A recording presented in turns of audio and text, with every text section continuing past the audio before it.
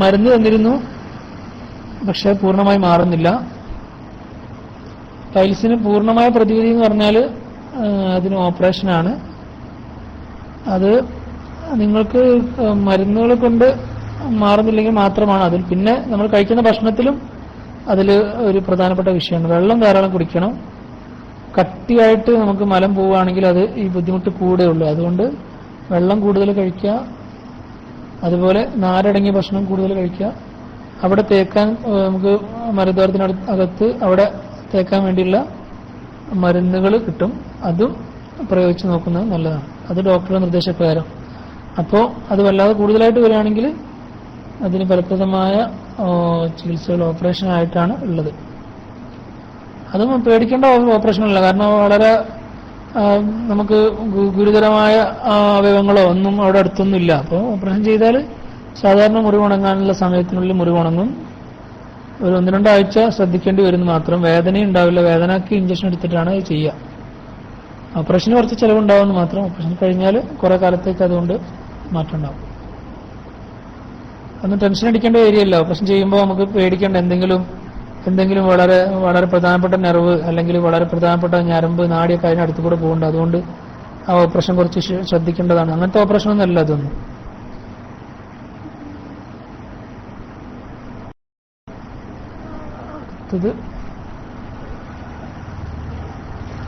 ഒരു ചോദ്യം ഒന്നുകൂടെ വന്നിട്ടുള്ളത്, ബ്രസ്റ്റ് മിൽക്ക് കൂടാൻ എന്താണ് ചെയ്യേണ്ടത്? മുലപ്പാൽ കൂടാനുള്ള കാര്യം ഞാൻ പറഞ്ഞു. മുലപ്പാൽ കൊടുക്കുന്ന ടെക്നിക്ക് തെറ്റാണെങ്കിൽ മുലപ്പാൽ പറയും. അത് ടെക്നിക്ക് കൊടുക്കുന്ന രീതി ശരിയാണോ എന്ന് ഉറപ്പുവരുത്തുക. അത് കഴിഞ്ഞിട്ടും പ്രശ്നമുണ്ടെങ്കിൽ ഗുളിക ഡോക്ടറോട് പറഞ്ഞ് നിർദ്ദേശിപ്പിച്ച് വാങ്ങിക്കേണ്ടതാണ്.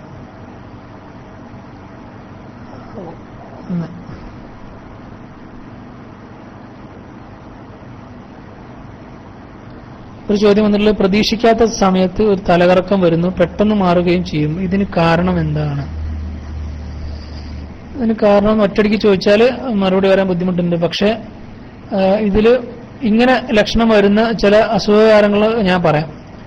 അതാവാൻ നിങ്ങൾക്ക് സാധ്യത ഏതെങ്കിലും ആളാണെങ്കിൽ അതനുസരിച്ച് ഉള്ള കാര്യം. അത് ചില അസുഖങ്ങളുണ്ട്. തലയുടെ ചെവിയോട് ബന്ധപ്പെട്ട് ചെവിയുടെ ബാലൻസ് നിയന്ത്രിക്കുന്ന ഒരവയവമുണ്ട്.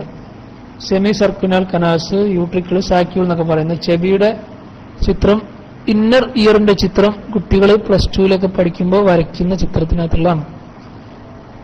ഏതായാലും ചെവിയോട് ചേർന്നുള്ള നമ്മുടെ ചെവിയുടെ 2 പ്രവർത്തനങ്ങളാണല്ലോ. ഒന്ന് ചെവി കേൾക്കാൻ വേണ്ടി, പിന്നൊന്ന് ചെവി എന്ന് പറയുന്ന അവയവത്തിനുള്ളിൽ നമ്മുടെ ശരീരത്തിന്റെ ബാലൻസ് നിയന്ത്രിക്കുന്ന ഒരു അവയവങ്ങളുണ്ട്. അതിന് ചെറിയ കല്ലുകളൊക്കെ ഉണ്ട്. അതിനകത്ത് വെള്ളമുണ്ട്. ആ വെള്ളത്തിനകത്ത് കല്ല് നിൽക്കുന്ന രീതി അനുസരിച്ചാണ്. നമ്മൾ പണ്ട് ചെറുപ്പത്തിലൊക്കെ കണ്ടിട്ടില്ല, ചെറുപ്പത്തിലല്ല ഇപ്പോഴും ഈ മേസ്ത്രിമാര് ലെവല് നോക്കുന്നത് ഒരു സ്കെയിൽ പോലത്തെ സാധനത്തിനകത്ത് വെള്ളം നിറച്ച് അതിനകത്ത് ഒരു എയർ ബബിൾ ഉണ്ടാവും. അതിന്റെ പൊസിഷൻ അനുസരിച്ചാണ് നമ്മൾ ലെവലാണോ എന്നൊക്കെ നോക്കുന്നത്. കേട്ടിട്ടില്ലേ? കണ്ടിട്ടുണ്ടാവും. ചില ആളുകളെങ്കിലും കണ്ടിട്ടുണ്ടാവും. ലെവൽ നോക്കുന്നത് അങ്ങനെയാണ്. നമ്മുടെ ശരീരത്തിനകത്തും വെള്ളത്തിനകത്ത് നമ്മുടെ ചെവിക്കകത്ത് ഉള്ള ഒരു സാധനം, വെള്ളത്തിനകത്ത് ഒരു ചെറിയ തരികൾ ഒഴുകി നടക്കുന്നതിന്റെ രീതി അനുസരിച്ചൊക്കെയാണ് നമ്മുടെ ബാലൻസ് നിയന്ത്രിക്കപ്പെടുന്നത്. അപ്പോ ഈ തരികൾ ചിലപ്പോ പല കാരണങ്ങൾ കൊണ്ട് മിസ്പ്ലേസ്ഡ് ആയിട്ട് പോകും. മിസ്പ്ലേസ്ഡ് ആകാന്ന് പറഞ്ഞാൽ നമ്മുടെ അത് നിൽക്കേണ്ട സ്ഥലത്തിന് പകരം വേറെ സ്ഥലത്ത് പോകും. അപ്പോ നമുക്ക് നമ്മുടെ ചെവിക്ക് കൺഫ്യൂഷൻ, ചെവിയുടെ പ്രശ്നം കാരണം തലച്ചോറിന് കൺഫ്യൂഷൻ ആവും, തലകർക്ക് ഇടക്ക് വരാം. അത് ഏറ്റവും തീരെ ഗുരുതരമല്ലാത്തൊരവസ്ഥയാണത്. അങ്ങനെയുള്ള ആളുകളിൽ ലക്ഷണങ്ങൾ എന്താണെന്ന് വെച്ചാൽ ഇടക്ക് അത് അധികം കോമൺ ആയിട്ട് ഒരു അസുഖം തന്നെയാണത്. ഇടയ്ക്കൊരു തലവേദന വരും, ഒരു 2 മിനിറ്റ് 3 മിനിറ്റ് നിൽക്കും, അത് കഴിഞ്ഞ് മാറും. പക്ഷെ ആ മൊത്തത്തിലുള്ള തലയുടെ കനം വിടില്ല. കുറെ അധികം നേരത്തേക്ക് തലകർക്കുണ്ടായാൽ ഛർദ്ദിക്കാൻ വരികയും ചെയ്യും. പിന്നെ വീണ്ടും കുറച്ച് കഴിഞ്ഞാൽ വീണ്ടും ഒരു 5 മിനിറ്റ് 2 മിനിറ്റ് ഉണ്ടാവും, അത് കഴിഞ്ഞ് വീണ്ടും മാറും. അങ്ങനെ ആ ഒരു അവസ്ഥ ഒരാഴ്ച വരെയൊക്കെ നിൽക്കാം. അങ്ങനെയുള്ള ആളുകൾ നമ്മൾ ENT ഡോക്ടറെ കണ്ട് ചില പ്രത്യേകതര എക്സസൈസുകൾ അതിന് ചെയ്യാനുണ്ട്. എപ്ലീസ് മാനർ എന്ന് പറയും. അത് ചെയ്തു കഴിഞ്ഞ് തിരിച്ച് ആ വീണ്ടും കല്ല് പഴയ പൊസിഷനിലേക്ക് എത്തിക്കുക എന്നുള്ളതാണ് അതിന്റെ ചികിത്സാ രീതി. അതിന് ചില മരുന്നുകളുണ്ട്. ഇത് ഏറ്റവും ഗുരുതരമല്ലാത്തൊരസുഖം. അതല്ലാതെ മറ്റു തലച്ചോറിനകത്തുള്ള വളർച്ചകൾ ഒക്കെ ഈ തലകറക്കം ഉണ്ടാക്കും. പക്ഷെ അതൊന്നും ഇങ്ങനെ ഇടയ്ക്കൊന്ന് പോകുന്നതായിരിക്കണമെന്നില്ല. പിന്നെ അത് സ്ഥിരമായിട്ട് ഉണ്ടാവുകയും ചെയ്യും. അത് കൂടിക്കൂടി വരും. ഛർദി ഉണ്ടാവാം. അതുപോലെ തന്നെ ഫേസിൽ, നമ്മുടെ മുഖത്ത് തൊടുമ്പോൾ അറിയുന്നതിൽ വ്യത്യാസം ഉണ്ടാവാം. അങ്ങനെ പല ലക്ഷണങ്ങളും അതിന്റെ കൂടെ ഉണ്ടാവാം. ഏതായാലും ഒരു ENT ഡോക്ടറെ കാണുന്നത് നല്ലതായിരിക്കും, ഈ ഒരു ലക്ഷണം സ്ഥിരമായിട്ട് കുറെ കാലത്തേക്കുണ്ടെങ്കിൽ. അടുത്ത ചോദ്യം, കുറച്ചു നേരം വെറുതെ നിന്നാൽ നടുവേദന ഉണ്ടാകുന്നു. ജോലി എടുക്കുകയാണെങ്കിൽ പ്രശ്നമില്ല. നിങ്ങൾക്ക് രാവിലെ എണീക്കുന്ന സമയത്ത് വേദന ഉണ്ടോ? ഉസ്മാൻ PVKY. ഏതായാലും നടുവേദന നമുക്ക് കുറച്ച് രാവിലെ എണീക്കുന്ന സമയത്ത് 1 മണിക്കൂറോ അതിൽ കൂടുതലോ നേരത്തേക്ക് വേദന ഉണ്ടെങ്കിൽ അത് ചില വാദത്തിന്റെ ലക്ഷണമായിട്ടാവാം. 1 മണിക്കൂർ നേരത്തേക്കെങ്കിലും എന്നാണ് പറയാ. ആ ഒരു മന്ദപ്പ് രാവിലെ എണീച്ച സമയത്തുള്ള ആ വേദനയും ആ ഒരു മരവിപ്പൊക്കെ വിടാൻ 1 മണിക്കൂറിൽ കൂടുതൽ സമയം എടുക്കുന്നുണ്ടെങ്കിൽ അത് നട്ടലിനെ ബാധിക്കുന്ന ഒരു തരം വാദത്തിന്റെ ലക്ഷണമാവാം. അങ്ങനെയുള്ള ആളുകൾക്ക് കുറച്ച് സമയം നമ്മൾ ഇളകാതെ നിന്നാൽ ഈ പ്രശ്നം വീണ്ടും ഉണ്ടായി ഒരു വേദന ഉണ്ടാവും. ആ ഇളക്കം നിന്ന് കഴിഞ്ഞ് കുറച്ച് സമയം കഴിഞ്ഞ് വീണ്ടും ഇളകാൻ നോക്കുമ്പോൾ വീണ്ടും വേദന ഉണ്ടാവും.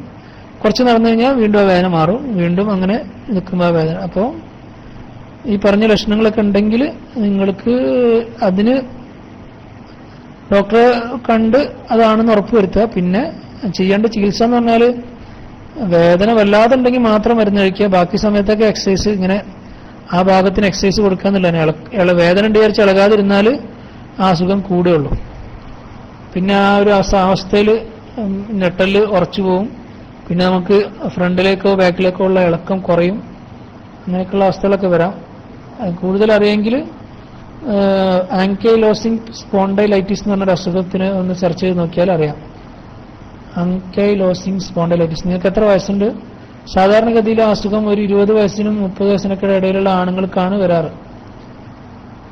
തുടക്കം അവിടെ ആയിരിക്കും. പിന്നീട് അത് പിന്നെ അതിന്റെ തീവ്രത കൂടുന്നതനുസരിച്ച് അങ്ങനെ കൂടാം. തുടക്കം ചെറിയ പ്രായത്തിൽ തുടങ്ങി അങ്ങനെയാണ് ഉണ്ടാവാറ്. ഏതായാലും ഈ പറയുന്ന പോലെ രാവിലെ എണീക്കുന്ന സമയത്ത് 1.5-1 മണിക്കൂറിൽ കൂടുതലേക്ക് നേരത്തേക്ക് ആ വേദന ഉണ്ടെങ്കിൽ നിങ്ങൾക്ക് ഒരു റുമറ്റോളജിസ്റ്റിനെ, അതായത് വാദത്തിന്റെ സ്പെഷ്യലിസ്റ്റിനെ ഒന്ന് കാണിക്കുന്നത് നല്ലതായിരിക്കും. എന്നാണ് അതിനെക്കുറിച്ച് പറയാനുള്ളത്.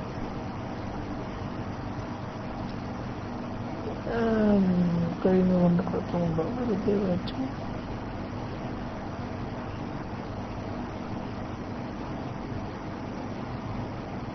ഏത്തപ്പഴം കൂടുതൽ കഴിക്കുന്നതുകൊണ്ട് കുഴപ്പമുണ്ടോ? വെറും വയറ്റിലും ഷുഗറിന്റെ അസുഖം വരുമോ? ഷുഗറിന്റെ അസുഖം ഏത്തപ്പഴം കഴിച്ചതുകൊണ്ട് വരില്ല. എന്തെങ്കിലും ഷുഗർ കൂടുതൽ കഴിക്കുന്നത് കൊണ്ടല്ല ഷുഗറിന്റെ അസുഖം വരുന്നത്. ഷുഗറിന്റെ അസുഖമുള്ള വരാനുള്ള സാധ്യതയുള്ള ആളുകൾ അല്ലെങ്കിൽ അസുഖമുള്ള ആളുകൾ അവര് ഷുഗർ കഴിക്കാതിരിക്കുക എന്നല്ലാതെ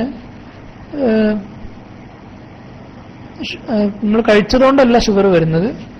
അത് കഴിച്ചത് ഒരു കാരണമാകുന്നത്. കാരണം ഷുഗർ സ്ഥിരമായി കഴിക്കുന്ന ആളുകളിൽ നമ്മൾ വെയിറ്റ് കൂടും. വെയിറ്റ് കൂടുന്നത് വെയിറ്റ് വല്ലാതെ കൂടിക്കഴിഞ്ഞാൽ നമുക്ക് ടൈപ്പ് 2 ഡയബറ്റീസ് ഷുഗർ വരാം.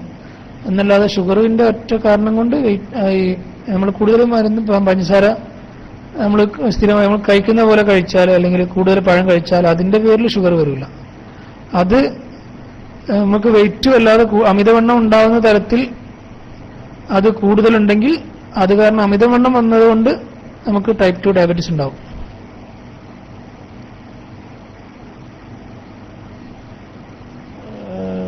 വേറൊന്ന്,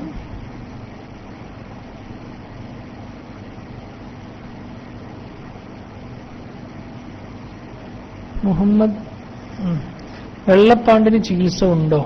വെള്ളപ്പാണ്ടിന് ചികിത്സ ഉണ്ടോ എന്ന് ചോദിച്ചാൽ പൂർണ്ണമായി മാറാനുള്ള ചികിത്സകളൊന്നുമില്ല.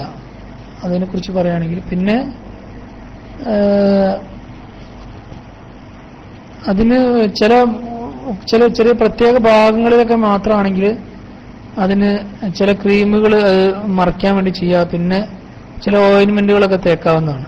അതല്ലാതെ പൂർണ്ണമായിട്ട് അതിനൊരു മാറ്റമില്ല. പിന്നെ വെള്ളപ്പാണ്ട് എന്ന് പറയുന്നത് വെള്ളപ്പാണ്ടാണെന്ന് ഒരു ഡോക്ടറെ കണ്ട് സാക്ഷ്യപ്പെടുത്തണം. നമ്മുടെ ശരീരത്തിലുണ്ടാവുന്ന എല്ലാ വെള്ള നിറത്തിലുള്ള പാടുകളും വെള്ളപ്പാണ്ട് ആയിക്കൊള്ളണമെന്നില്ല.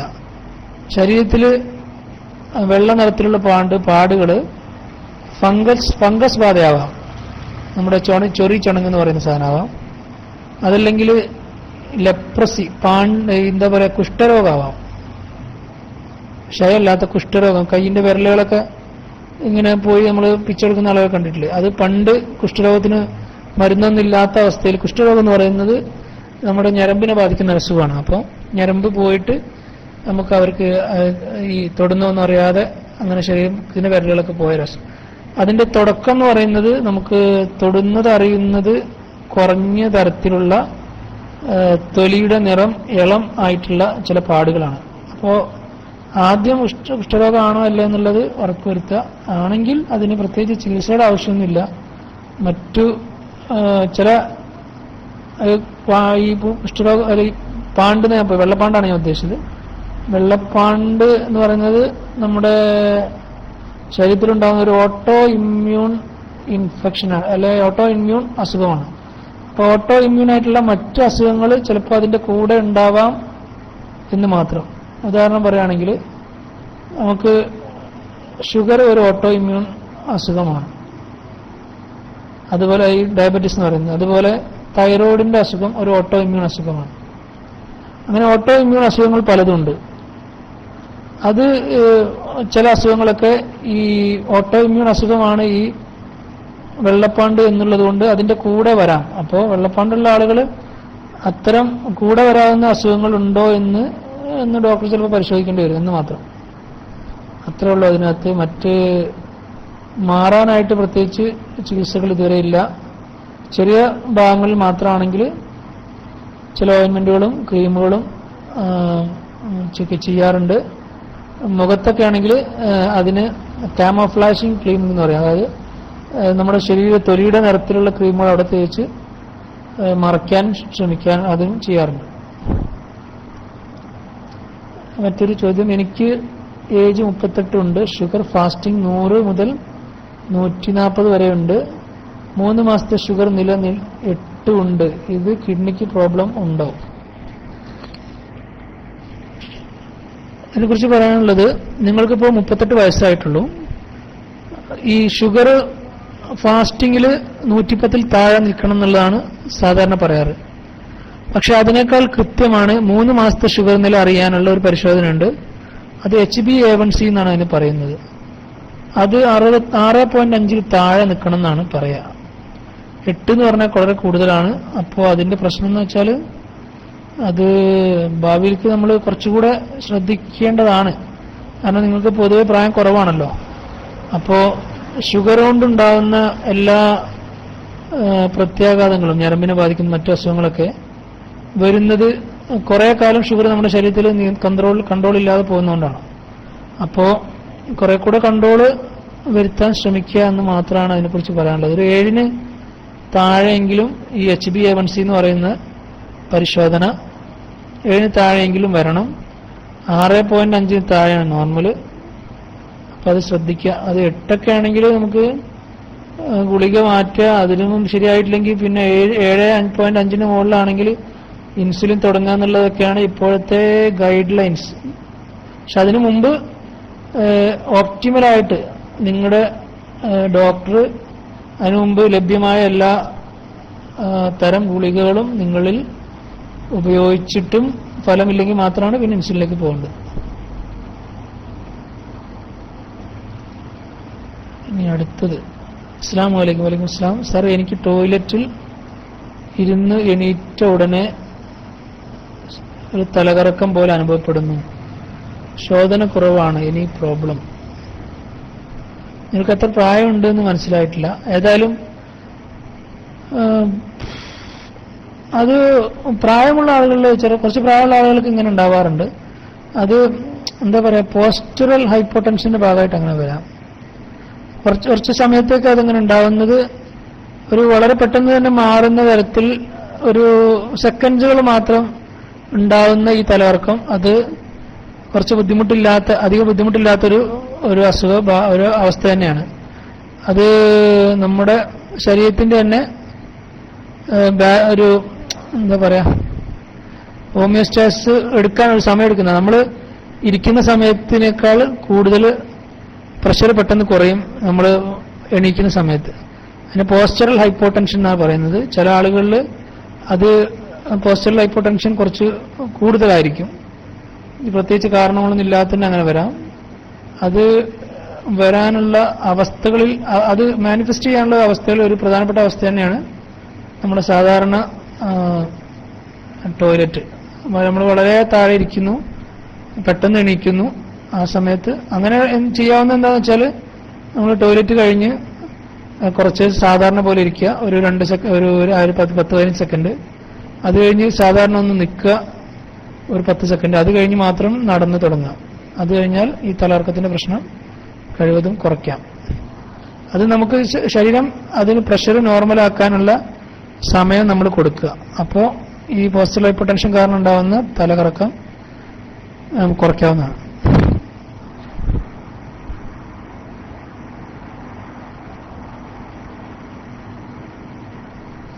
വേറെ ചോദ്യം ഉണ്ടോ?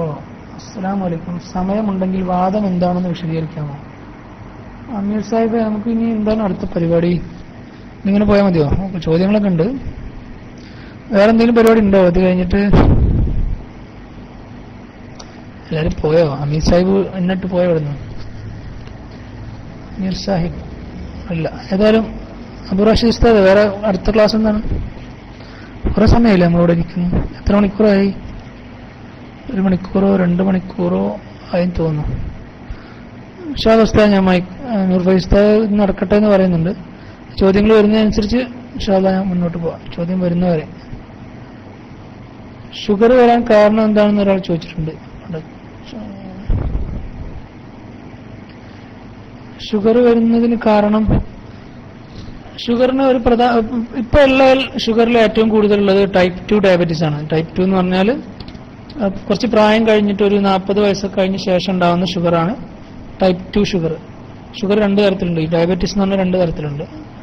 ഡയബറ്റീസ് 1, ടൈപ്പ് 1 ഡയബറ്റീസ് എന്ന് പറഞ്ഞത് ചെറുപ്രായത്തിൽ തന്നെ ഉണ്ടാകുന്നതാണ്. അത് എന്താ പറയാ, നമ്മുടെ ശരീരത്തിലുള്ള ഇൻസുലിന്റെ ഉൽപാദനം തന്നെ ഇല്ലാതാവും. നമ്മുടെ പാൻക്രിയാസ് ഗ്രന്ഥിയാണ് ഇൻസുലിൻ ഉണ്ടാക്കുന്നത്. അത് പല പ്രക്രിയകളും കൊണ്ടും അത് സ്വയം ഇല്ലാതാവും. അത് നമ്മുടെ ശരീരം തന്നെ അതിനെ അറ്റാക്ക് ചെയ്യുന്നതാണ്. അത് ഓട്ടോ ഇമ്മ്യൂൺ എന്നാണ് അതിന് പറയുന്നത്. അതിന് പ്രത്യേകിച്ച് ഇന്ന കാരണങ്ങൾ കൊണ്ട് എന്ന് പൊതുവെ അറിയപ്പെട്ടിട്ടില്ല. അത് മുൻകൂട്ടി കണ്ട് ചികിത്സിക്കാനോ ഒരു വഴിയില്ല. പക്ഷെ ചില ആളുകളിൽ ചില പാരമ്പര്യമായിട്ട് വരാം, പാരമ്പര്യം അല്ലാതെ വരാം. അങ്ങനെയൊക്കെയുള്ള ആളുകളിൽ മുൻകൂട്ടി കാണുക, അത് ചികിത്സിക്കുക. അതിന് മാത്രമേ ടൈപ്പ് 1 ചെയ്യാനുള്ളൂ. അതേസമയം ടൈപ്പ് 2 എന്ന് പറയുന്നത് നമുക്കൊരു ജീവിതശൈലിയുമായി ബന്ധപ്പെട്ടാണ്. ഒരു 40 വയസ്സൊക്കെ കഴിഞ്ഞുള്ള ആളുകളിൽ അവരിൽ ഇൻസുലിൻ ഉണ്ടാവുന്നുണ്ട്, പക്ഷെ അത് മതിയായ രീതിയിൽ ഉണ്ടാവുന്നില്ല. അതല്ലെങ്കിൽ ഉള്ള ഇൻസുലിൻ ഫലപ്രദമായി ഉപയോഗിക്കാൻ സാധിക്കുന്നില്ല. അതിന് കാരണം വെയിറ്റ് കൂടുന്നത്. ഇപ്പൊ അല്ലാതെ കൊഴുപ്പ് കൂടുന്ന ആളുകളിൽ വെയിറ്റ് കൂടുക, അങ്ങനെയുള്ള ആളുകളിലൊക്കെയാണ് അത് ഉണ്ടാവുന്നത്. അപ്പൊ വെയിറ്റ് കുറയ്ക്കുക, വെയിറ്റ് കൂടുന്നത് ശ്രദ്ധിക്കുക, റെഗുലറായിട്ട് എക്സസൈസ് ചെയ്യുക. വല്ലാതെ തടി കൂടുതലുള്ള ആളുകൾ തടി കുറച്ചാൽ തന്നെ ഇത്തരം പ്രമേയം ഇല്ലാതാവും. വളരെ തടി കൂടിയ ആളുകൾക്ക് തടി കുറയ്ക്കാൻ വേണ്ടിയുള്ള ചില ഓപ്പറേഷനുകളൊക്കെ ഉണ്ട്. ഒരു നിശ്ചിത പരിധി വിട്ട തടിയാണെങ്കിൽ അതിന് ചികിത്സ എന്ന് പറഞ്ഞാൽ ഓപ്പറേഷനാണ്. വയറിലാണ് ഓപ്പറേഷൻ ചെയ്യുക. വയറിൽ അപ്പോൾ നമുക്ക് കൂടുതൽ കഴിക്കാൻ പറ്റൂല, അങ്ങനെയുള്ള ഓപ്പറേഷൻ ഉണ്ട്. അപ്പൊ അത് ചെയ്തു കഴിഞ്ഞാൽ ഒരു സ്വാഭാവികമായിട്ട് തടി കുറയും. അങ്ങനെയുള്ള ആളുകൾക്ക്, മുമ്പ് ഷുഗറുള്ള ആളുകൾക്ക് ആ ഒരു ഓപ്പറേഷൻ കൊണ്ട് ഷുഗർ മാറിയ അവസ്ഥയുണ്ട്. അപ്പോൾ ഈ രണ്ടാമത്തെ തരത്തിലുള്ള ഈ ഡയബറ്റീസ്, അവർക്ക് ഈ തടി കൂടുതലുകൊണ്ടാണ് ഒരു പ്രധാന കാരണം. അപ്പോൾ തടി കുറയ്ക്കാതെ റെഗുലറായിട്ടുള്ള കായികാധ്വാനം, എക്സസൈസ് ചെയ്താൽ ഈ രണ്ടാമത്തെ തരത്തിലുള്ള, അതായത് നമ്മുടെ സമൂഹത്തിലുള്ള ഷുഗറിൽ കൂടുതൽ പങ്കും ഈ രണ്ടാമത്തെ തരത്തിലുള്ള ഷുഗറാണ്. ഈ വെയിറ്റ് കൂടുതൽ ഉണ്ടാവുന്നതുകൊണ്ടുള്ള ഷുഗറാണ്. അപ്പൊ അത് ജീവിതശൈലി രോഗങ്ങൾ ആയിട്ട് തന്നെ നമുക്ക് ഈ ഷുഗറിനെ അല്ലെങ്കിൽ പ്രമേയത്തെ പറയേണ്ടി വരും. അപ്പൊ അത് ശ്രദ്ധിച്ചാൽ ഒരു പരിധി വരെയൊക്കെ അതിനെ നമുക്ക് കൺട്രോൾ ചെയ്യാം. ഷുഗറുള്ള ആളുകൾക്ക് തന്നെ നമുക്ക് ഷുഗറിന്റെ മരുന്നുകളൊക്കെ വളരെ കുറച്ച് അളവിൽ ഉപയോഗിച്ചാൽ മതി. അവർ വെയിറ്റ് കുറച്ച് വരികയാണെങ്കിൽ അതിന്റെ പുറമെ കൃത്യമായ റെഗുലർ ആയിട്ടുള്ള എക്സസൈസുകളും ചെയ്യുന്നുണ്ടെങ്കിൽ. ശക്തമായ തലവേദന ഉണ്ടാകുമ്പോൾ നെറ്റിയിലെ നെർവ്സ് ചാടുന്നു, അമർത്തിപ്പിടിക്കാൻ പറ്റുമോ? അതുകൊണ്ട് വല്ല ദോഷമുണ്ടോ? തലവേദന ഉണ്ടാകുന്ന സമയത്ത് നെറ്റിയിലെ നെർവ്സ് ചാടുന്നു, അമർത്തിപ്പിടിക്കാൻ, നിങ്ങൾക്ക് പ്രഷർ ഉണ്ടോ എന്നുള്ളത് ആദ്യം നോക്കണം. പ്രഷർ ഉണ്ടെങ്കിൽ, പ്രഷർ കാരണം ഈ ഹൈ ബി പി ആണ് ഞാൻ ഉദ്ദേശിച്ചത്, അത് തലവേദന ഉണ്ടാക്കും. അത് ഈ ഇതുപോലെ ഞരമ്പുകൾ ഞെട്ടലിനും കാരണമാവാം. അപ്പോൾ അത് കണ്ടുവാണെങ്കിൽ ഈ ഞരമ്പ് അമർത്തി പിടിച്ചുകൊണ്ട് ദോഷമൊന്നുമില്ല കേട്ടോ, അത് ആർക്കറിയാം. പിന്നെ ഇത് പറയാൻ കാരണം ഈ തലവേദന ഏറ്റവും കൂടുതലുള്ള തലവേദന എന്ന് പറഞ്ഞാൽ ടെൻഷൻ ഹെഡേക്ക് എന്ന് പറയും. അത് തലയിൽ നമ്മൾ അങ്ങനെയുള്ള അവസരത്തിൽ ചിലർക്ക് തലയിൽ ഇങ്ങനെ അമർത്തി പിടിച്ചാലൊക്കെ ആ തലവേദന കുറയും. അപ്പോൾ ആ സമയത്ത് നമുക്ക് അവിടെയുള്ള ഞരമ്പ്, അപ്പോഴാണ് നമുക്ക് ചിലപ്പോൾ വെല്ലിൽ നമുക്ക് അറിയുന്നുണ്ടാവുള്ളൂ. അതല്ലാത്ത സമയത്തും അവിടെയുള്ള ഞരമ്പ് മിടിക്കുന്നുണ്ടാവും. അത് നിങ്ങൾ തലവേദന ഇല്ലാത്തതുകൊണ്ട് അവിടെ വെക്കാത്തതുകൊണ്ടും ചിലപ്പോൾ അറിയാത്തതായിരിക്കാം. എന്തായാലും ഏറ്റവും കൂടുതൽ ആളുകൾ കണ്ടുവരുന്ന തലവേദന ടെൻഷൻ ഹെഡേക്ക്. അങ്ങനെയുള്ള ആളുകൾ നമുക്കൊരു ബാൻഡ് പോലൊക്കെ ചുറ്റുന്നതൊക്കെ ഉപകാരപ്പെടും. അതേപോലെയുള്ളൊരു ഫലമാണ് നമ്മൾ അമർത്തി പിടിക്കുമ്പോൾ ഉണ്ടാകുന്നത്. അപ്പോൾ അതൊക്കെ ആയിരിക്കാം. അല്ലാതെ ഞരമ്പ് അമർത്തി പിടിച്ചുകൊണ്ട് ഞരമ്പിന് ദോഷമൊന്നുമില്ല. ഞരമ്പ് ചാടുന്നത് ചില പ്രഷർ കൂടുതലുള്ള അല്ലെങ്കിൽ ഹൃദയ ബന്ധപ്പെട്ട ചില അസുഖങ്ങളിൽ നമുക്ക് അവിടുത്തെ പൾസ് കൂടുതലായിട്ട് ഫീൽ ചെയ്യാം, നമുക്ക് കൂടുതലായിട്ട് അനുഭവപ്പെടാം. പക്ഷെ നിങ്ങൾ അപ്പോഴായിരിക്കും അവിടെ വെച്ച് നോക്കുന്നത്, അതുകൊണ്ടായിരിക്കും ചിലപ്പോൾ ആ തുള്ളൽ നിങ്ങൾക്ക് മനസ്സിലാവുന്നത്. അതിനെക്കുറിച്ച് പൊതുവെ അത്രേ പറയാൻ പറ്റുള്ളൂ. തല അമർത്തി പിടിക്കുന്നത് തലവേദന കുറയാനുള്ളൊരു സഹായി തന്നെയാണ്. അത് ടെൻഷൻ ടൈപ്പ് ഹെഡേക്ക് ആണെങ്കിൽ അതിൽ നമുക്ക് തലവേദന കുറയ്ക്കാൻ സഹായിക്കും. പിന്നെ അടുത്തത്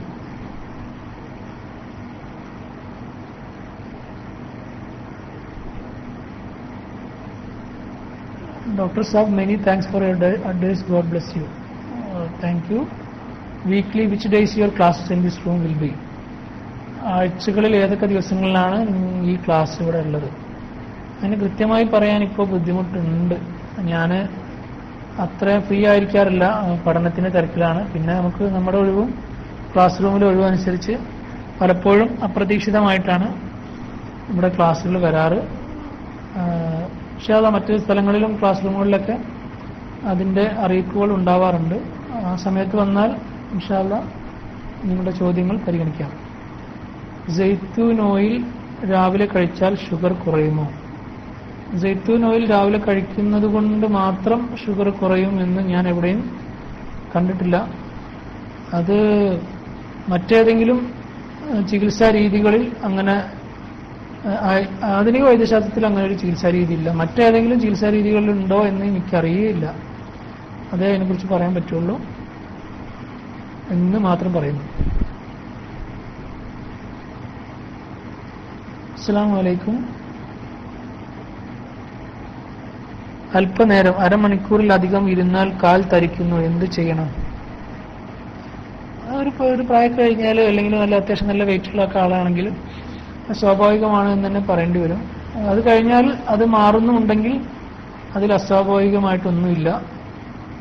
ആ ഇരിക്കുന്ന സമയത്ത് നമ്മുടെ ഞരമ്പുകളൊക്കെ വല്ലാതെ അമരാതിരിക്കാൻ വേണ്ടി ശ്രദ്ധിക്കാമെന്ന് മാത്രമേ അതിൽ പറയാനുള്ളൂ. ആ തരിപ്പ് തുടർച്ചയായിട്ട് നിൽക്കുന്നുണ്ടെങ്കിൽ ചിലപ്പോൾ അത് നിങ്ങളുടെ ഷുഗർ കൊണ്ടോ മറ്റോ നിങ്ങളുടെ ഞരമ്പിനെ ബാധിക്കുന്നതിൻ്റെ തുടക്കത്തിൽ ലക്ഷണമാവാം. അതതിനെക്കുറിച്ച് പറയാൻ പറ്റുള്ളൂ.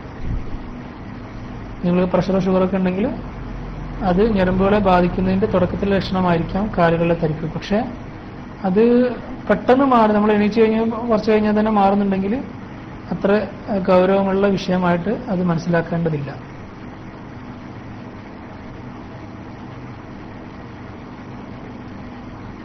ചോദ്യം കൂടെ,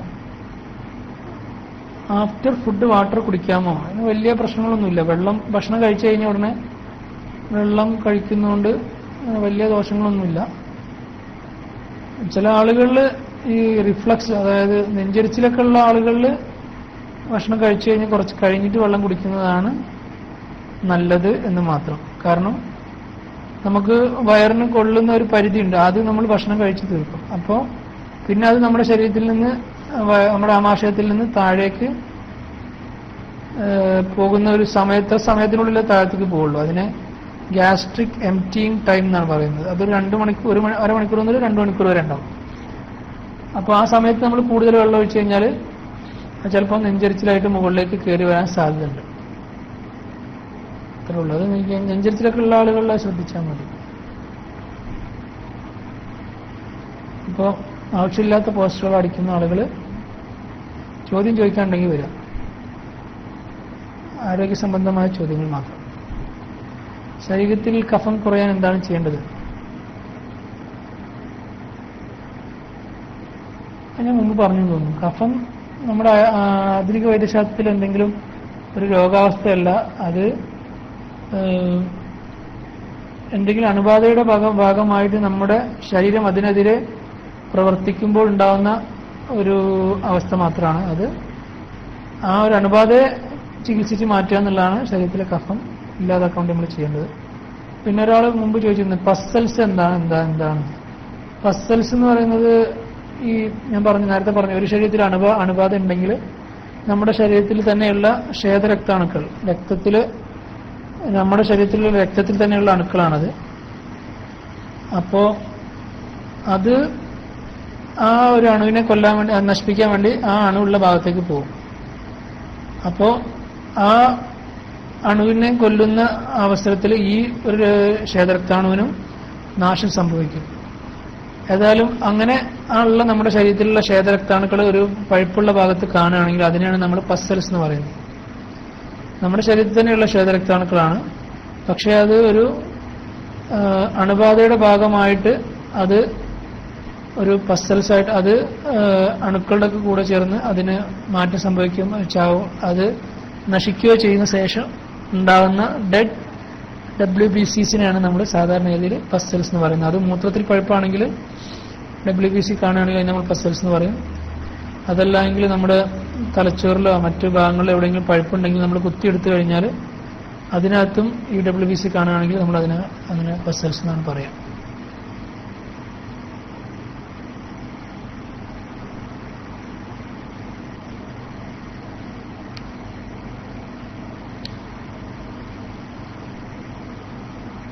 അടുത്ത ചോദ്യം, ഇടയ്ക്കിടെ വയറിൽ പുണ്ണുണ്ടാവുന്നു. വയറിൽ പുണ്ണുണ്ട് എന്ന് ഡോക്ടർ പറഞ്ഞതാണോ? കുഴലിറക്കി നോക്കി പരിശോധിച്ച് പറഞ്ഞതാണെങ്കിൽ സ്ഥിരമായിട്ട് അസിഡിറ്റിയുടെ മരുന്ന്, ഗ്യാസിന്റെ മരുന്നെന്ന് പൊതുവെ പറയുന്ന അസിഡിറ്റിയുടെ മരുന്ന് സ്ഥിരമായിട്ട് 1 മാസമെങ്കിലും കഴിക്കേണ്ടി വരും. അതിന് പുറമെ കുഴലിറക്കി പരിശോധിച്ച വ്യക്തിയാണെങ്കിൽ വായയിൽ പുണ്ണ് വരുന്നു എന്നാണ് ഉദ്ദേശിച്ചത്.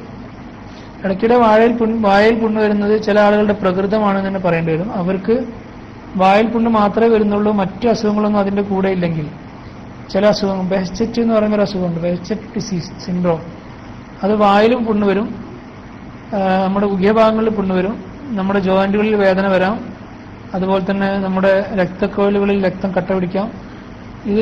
ഈ എല്ലാ ലക്ഷണങ്ങളും എപ്പോഴെങ്കിലും കണ്ടിട്ടുണ്ടെങ്കിൽ അത് ബെഹ്ചെറ്റ് എന്ന് പറഞ്ഞൊരു അസുഖമായിരിക്കാം. അതൊരു വാദത്തിന്റെ ഒരു വകഭേദമാണ്, വാദത്തിന്റെ അസുഖങ്ങളിൽപ്പെട്ട ഒരു ഇമ്മ്യൂണോളജിക്കൽ ഡിസീസാണ്. അതല്ലാത്ത തരത്തിലുള്ള വായിൽ പുണ്ണുണ്ടാകുന്ന ആസ്പെക്ട് അൾസർ, ഇതല്ലാതെ വെറും വായിൽ പുണ്ണ് മാത്രമാണെങ്കിൽ നിങ്ങൾ വിറ്റാമിന്റെ ഗുളികൾ ഇടയ്ക്കിടയ്ക്ക് കഴിക്കാമെന്ന് മാത്രമേ ഉള്ളൂ. മറ്റു ചികിത്സകളൊന്നും അതിന് ഫലപ്രദമല്ല എന്ന് പറഞ്ഞാൽ അത് മാറിക്കഴിഞ്ഞാൽ വീണ്ടും വരും. അപ്പോൾ ചില ഡോക്ടർമാർ ഈ ഞാൻ പറഞ്ഞ പോലെ ഇമ്മ്യൂണോളജിക്കൽ അല്ലെങ്കിൽ ഒരു തരം വാദത്തിന്റെ അസുഖമാണ് എന്ന് പറഞ്ഞ ഇതുകൊണ്ട് ചില ആളുകൾ സ്റ്റിറോയിഡ് ഗുളികകൾ വായിൽ പൊടിച്ച് വായിൽ കൊള്ളാൻ വേണ്ടി കൊടുക്കാറുണ്ട്. അതും ഫലപ്രദമായി കാണാറുണ്ട്. എന്തായാലും പൂർണ്ണമായി അതിനൊരു മാറ്റം ഇന്ന മരുന്ന് കൊണ്ടുണ്ടാവും എന്ന് പറയാൻ വയ്യ. സാധാരണഗതിയിൽ ചില പ്രത്യേക ജലദോഷ, പനി അതുപോലെയുള്ള അവസരങ്ങളിലാണ്, ചില സ്ട്രെസ്, ടെൻഷൻ, ഇതൊക്കെ അവസരങ്ങളിലാണ് ഇങ്ങനെ വായിൽ സ്ഥിരമായി മുറിവുണ്ടാകുന്ന ആളുകൾക്ക് വീണ്ടും വീണ്ടും വായിൽ മുറിവുണ്ടാകാറ്. ഇത്തരം കാര്യം അതിനെക്കുറിച്ച് പറയുന്നു. വീണ്ടും ചോദ്യങ്ങൾ കുറേ വരുന്നുണ്ട് കേട്ടോ. ആർക്കെങ്കിലും മടുപ്പ് അനുഭവപ്പെടുന്നുണ്ടെങ്കിൽ എന്നോട് ക്ഷമിക്കുക. കുറേ സമയം ഒരേ സബ്ജക്റ്റുകൾ കേട്ടുകൊണ്ടിരുന്നാൽ മടുപ്പ് അനുഭവപ്പെടും എന്നുള്ളത് ഒരു മനഃശാസ്ത്രം തന്നെയാണ്.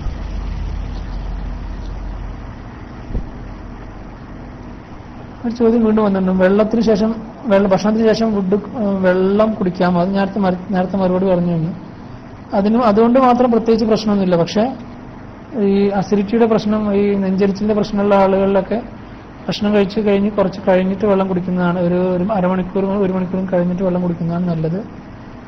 അല്ലെങ്കിൽ ചിലപ്പോൾ അത് തേട്ടി വരാൻ സാധ്യതയുണ്ട്. തേട്ടി വന്നാൽ അവരുടെ നെഞ്ചരിച്ചിലിന്റെ പ്രശ്നം കൂടാൻ സാധ്യതയുണ്ട്.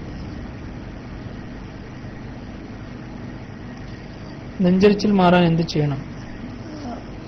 അടുത്ത ചോദ്യം.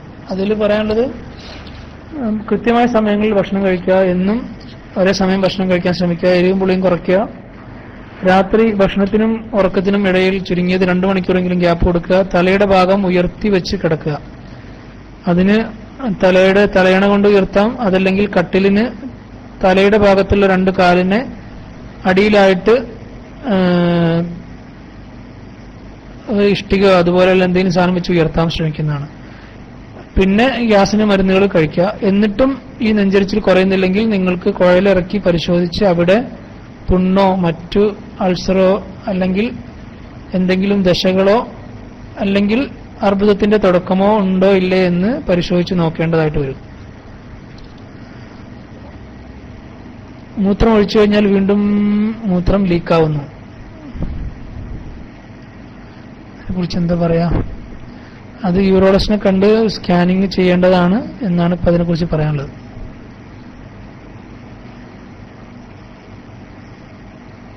ഉലുവ ഷുഗർ കുറയ്ക്കാൻ പറ്റുമോ?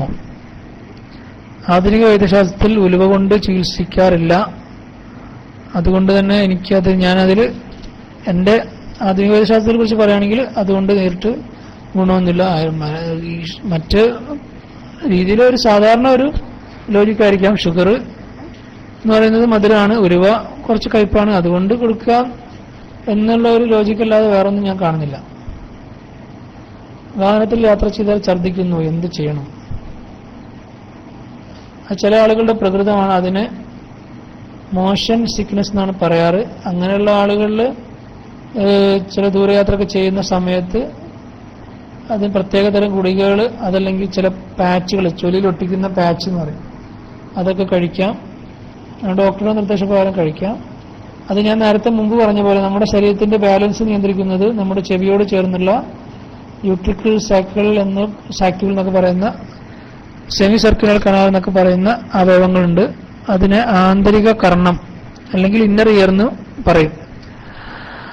അപ്പോ അതുകൊണ്ടാണ് സാധാരണഗതിയിൽ അതിന് ചെറിയ വീക്ക്നെസ് അല്ലെങ്കിൽ അത് ഇളക്കം തട്ടുമ്പോൾ അതിൽ പ്രശ്നം ഉണ്ടാവുകയും തലകറക്കവും ചെറിയ ഛർദിയൊക്കെ ആയിട്ട് വരും. അങ്ങനെയുള്ള ആളുകളിൽ വെസ്റ്റിബുലാർ സെഡേറ്റീവ്സ് ആയിട്ടുള്ള ഡ്രഗ്സ്, വെസ്റ്റിബ്യൂൾ എന്നാണ് അതിന് പറയുക, അതിന് ചെറുതായിട്ടൊന്ന് മയക്കുന്ന ഡ്രഗ്സ് കൊടുക്കും. അതുകൊണ്ട് ഈ ഛർദി കുറയുകയും ചെയ്യും. അത് സ്ഥായിയായ എന്തെങ്കിലും ദോഷം ഉണ്ടാക്കുകയോ മറ്റെന്തെങ്കിലും ഗുരുതരമായ പ്രത്യാഘാതങ്ങൾ അതുകൊണ്ടുണ്ടാവുകയോ ചെയ്യാറില്ല. ഡിസ്നിൽ എന്ന ഗുളിക കഴിക്കരുത്, അത് സൈഡ് എഫക്ട് കഴിക്കാറുണ്ട്. അത് സൈഡ് എഫക്ട് ഉണ്ടാക്കുമോ സ്ഥിരമാക്കിയാൽ? ഡിസ്നിൽ എന്ന് പറയുന്നത് ഒരു കമ്പനി പേരാണ്. അതിനകത്തുള്ള മരുന്ന് സിന്നറസിൻ എന്ന് പറയുന്ന മരുന്നാണെങ്കിൽ അതുകൊണ്ട് കുഴപ്പമില്ല. അത് സ്ഥിരമായിട്ട് കഴിക്കുക എന്ന് പറഞ്ഞാൽ തലകറക്കം ഉണ്ടാകുന്ന സമയത്ത് മാത്രം കഴിക്കുക, അത് മാത്രമേ പറയാൻ പറ്റുള്ളൂ. സ്ഥിരമായിട്ട് ഒരു ഡോക്ടർ പരിശോധിച്ച് തലയ്ക്കകത്തുള്ള പ്രശ്നം ഒന്നുകൊണ്ടല്ല ഈ തലകറക്കം എന്ന് ഒരിക്കലെങ്കിലും പരിശോധിച്ചിട്ടില്ലെങ്കിൽ അത് പരിശോധിക്കണം. അതൊരു തലയുടെ ഡോക്ടറോ അല്ലെങ്കിൽ ന്യൂറോളജിസ്റ്റോ CT സ്കാൻ ചെയ്യാൻ നിർദ്ദേശിക്കുകയാണെങ്കിൽ അതും ചെയ്യേണ്ടി വരും. അസ്സലാമു അലൈക്കും. എനിക്ക് എത്ര വയസ്സ്? 55 തോന്നുന്നു. എന്റെ പ്രശ്നം ഇടയ്ക്കിടയ്ക്ക് ഭയങ്കര തലവേദനയാണ്, അതോടൊപ്പം കണ്ണിന് ഭയങ്കര കടച്ചിലും ഉണ്ടാകാറുണ്ട്. കോയമ്പത്തൂർ അരവിന്ദ് കണ്ണാശുപത്രിയിൽ കാണിച്ചിരുന്നു. 2 തുള്ളിമരുന്ന് എഴുതി തന്നിരുന്നു. കുറച്ചൊക്കെ മാറ്റമുണ്ടെങ്കിലും എപ്പോഴും ഇടയ്ക്കിടയ്ക്ക് ഉണ്ടാകാറുണ്ട്. പക്ഷെ നിങ്ങൾ തന്ന വിവരങ്ങളിൽ നിന്ന് എന്ത് അസുഖമാണെന്ന് മനസ്സിലാവുന്നില്ല. കണ്ണിന്റെ കാഴ്ചയുടെ പ്രശ്നം കൊണ്ടാണെങ്കിൽ സാധാരണഗതിയിൽ കണ്ണിന് കണ്ണട വെക്കാറാണ് പതിവ്. അതല്ലെങ്കിൽ പിന്നെ ഗ്ലോക്കോമ എന്ന് പറയുന്ന ഒരു അസുഖമുണ്ട്. കണ്ണിനകത്തുള്ള പ്രഷർ കൂടുക. അങ്ങനെയുള്ള ആളുകൾക്ക് കണ്ണിന് വേദന ഉണ്ടാവും, അതുപോലെ തന്നെ കാഴ്ചക്ക് മങ്ങലുണ്ടാവും. അതുപോലെ കാണുന്ന ഒരു വെളിച്ചമൊക്കെ നോക്കുകയാണെങ്കിൽ അതിന് ചുറ്റും ഇങ്ങനെ പ്രഭാവലയം പോലെയൊക്കെ കാണാം. അങ്ങനെയുള്ള ആളുകൾ സ്ഥിരമായിട്ട് മരുന്ന് കഴിക്കുക എന്നുള്ളത് തന്നെയാണ്. മരുന്ന് അകത്തോട്ട് മരുന്നുണ്ട് കഴിക്കാൻ ചിലപ്പോൾ തരാം, അത് തുള്ളിമരുന്നിറ്റിക്കാൻ തരാറുണ്ട്. അപ്പോ ഈ നിങ്ങൾ പറയുന്ന അനുസരിച്ച് ഈ ഗ്ലോക്കോമയുടെ അസുഖമായിരിക്കാനാണ് സാധ്യത. അത് കണ്ണിനടലുള്ള പ്രഷർ ഇടക്കിടക്ക് നോക്കേണ്ടി വരും. അത് നമ്മൾ ചികിത്സിച്ചിട്ടില്ലെങ്കിൽ അത് ചിലപ്പോൾ കണ്ണിന്റെ ഞരമ്പിനെ ബാധിക്കാനും പൂർണ്ണമായ അന്ധതയ്ക്കും കാരണമായേക്കാം. ആദ്യം ഡോക്ടറോട് എന്താണ് അസുഖം എന്ന് ചോദിക്കുക. ഗ്ലോക്കോമ അങ്ങനെ എന്തെങ്കിലും അസുഖമാണോ എന്നുള്ളത് ഉറപ്പുവരുത്തുക. നിങ്ങളുടെ ചികിത്സയുടെയും നിങ്ങൾ തന്നിട്ടുള്ള വിവരങ്ങളും കണ്ണട വെച്ചിട്ടില്ല എന്നുള്ളതും കൊണ്ടും മനസ്സിലാവുന്നത് ഗ്ലോക്കോമയാണ് എന്നാണ്.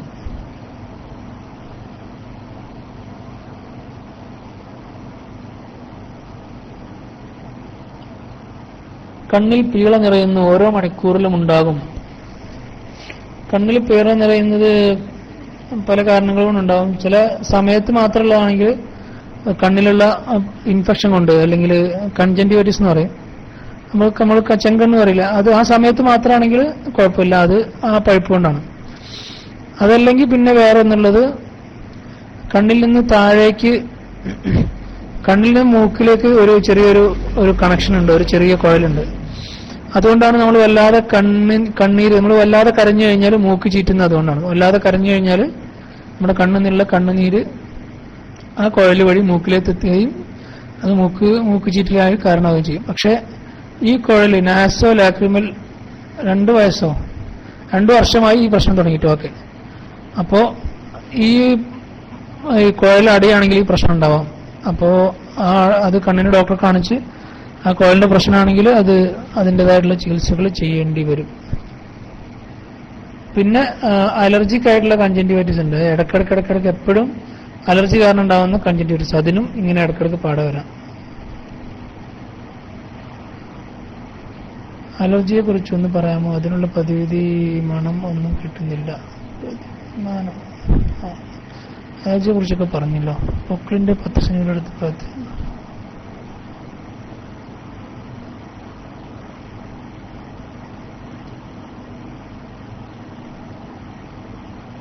പത്ത് വയസ്സുള്ള ആൺകുട്ടിക്ക് ഉറക്കിൽ മൂത്രമൊഴിക്കുന്ന അസുഖം ഉണ്ട്, എന്താ ചെയ്യുക? സാധാരണ ഇതിൽ 5 വയസ്സ് കഴിഞ്ഞാൽ 5 വയസ്സ് കഴിഞ്ഞിട്ടും ഉറക്കിൽ മൂത്രമൊഴിക്കുന്നുണ്ടെങ്കിൽ അത് ഒരു ചികിത്സ വേണ്ട അസുഖമാണ്. പക്ഷെ എത്ര പ്രായം വൈകും, ചിലപ്പോൾ 10 വയസ്സ്, ചിലപ്പോൾ പ്രായപൂർത്തിയായി കഴിയുമ്പോഴേക്കായിരിക്കും ചിലപ്പോൾ അവർക്ക് പൂർണ്ണമായി കൺട്രോൾ വരുന്നത്. അവർക്ക് ചിലപ്പോൾ പാരമ്പര്യം അങ്ങനെ ഉണ്ടാവും. അങ്ങനെയുള്ള ആളുകളിലാണ് കൂടുതലും അങ്ങനെ കണ്ടുവരുന്നത്. ഏതായാലും പ്രായപൂർത്തിയാകുമ്പോഴേക്ക് അത് കൺട്രോൾ ആവുമെന്നാണ് നമ്മൾ പ്രതീക്ഷിക്കുന്നത്. പിന്നുള്ളത് ആ സമയത്ത് രാത്രിയിൽ ഒരു കിടക്കുന്നതിന് ഒരു പകൽ സമയത്ത് ഉറങ്ങാൻ സമയം മുമ്പായിട്ട് വെള്ളം കൊടുക്കുന്നത് കുറയ്ക്കുക.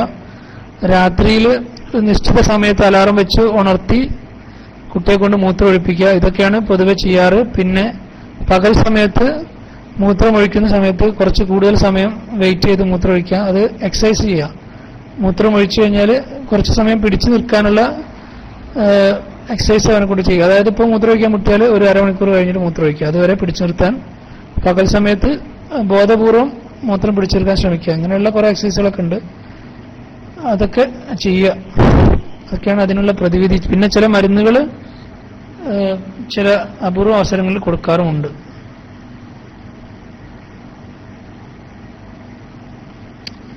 പൊക്കിളിന്റെ 10 സെന്റിമീറ്റർ ഇടത്ത് ഭാഗത്തായി വയറുവേദന എന്തുകൊണ്ടാണ്?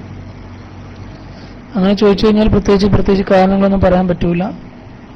മൂത്രത്തിൽ പഴുപ്പ് പെണ്ണുങ്ങളാണെങ്കിൽ ഗർഭാശയത്തിലോ മറ്റോ ഒക്കെയുള്ള നീർക്കെട്ട്, ഏറ്റവും ചുരുങ്ങിയത് ഉള്ളിലുള്ള പഴുപ്പും കാരണങ്ങൾ, അങ്ങനെ പല കാരണങ്ങൾ കൊണ്ടൊക്കെ വേദന.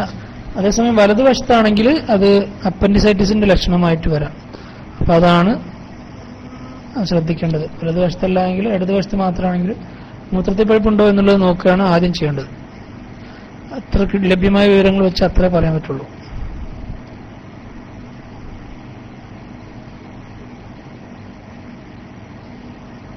ഡോക്ടർ കണ്ണട നേരത്തെ ഞാൻ കണ്ണിന്റെ അസുഖം പറഞ്ഞ ആള് കൂടുതൽ വിവരങ്ങൾ വന്നത്, ഡോക്ടർ കണ്ണട ഞാൻ വെക്കുന്നുണ്ട്, ഗ്ലോക്കോമ ആണെന്ന് ഡോക്ടർ ഉറപ്പിച്ച് പറയുന്നില്ല, ഞരമ്പിന്റെ ചെറിയ പ്രോബ്ലം ഡോക്ടർ പറഞ്ഞിരുന്നു, തുള്ളിമരുന്നല്ലാതെ ഒന്നും ഡോക്ടർ മറ്റൊരു ചികിത്സ പറഞ്ഞില്ല.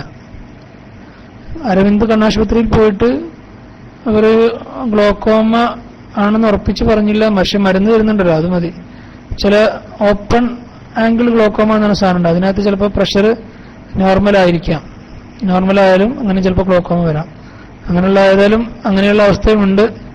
ഏതായാലും ആ മരുന്ന് തുടർച്ചയായിട്ട് കഴിക്കുക. അത് കഴിച്ചിട്ടില്ലെങ്കിൽ ചിലപ്പോൾ ഞരമ്പിനെ ബാധിക്കാനും പൂർണ്ണമായ അന്ധതയ്ക്കും കാരണമാവാം.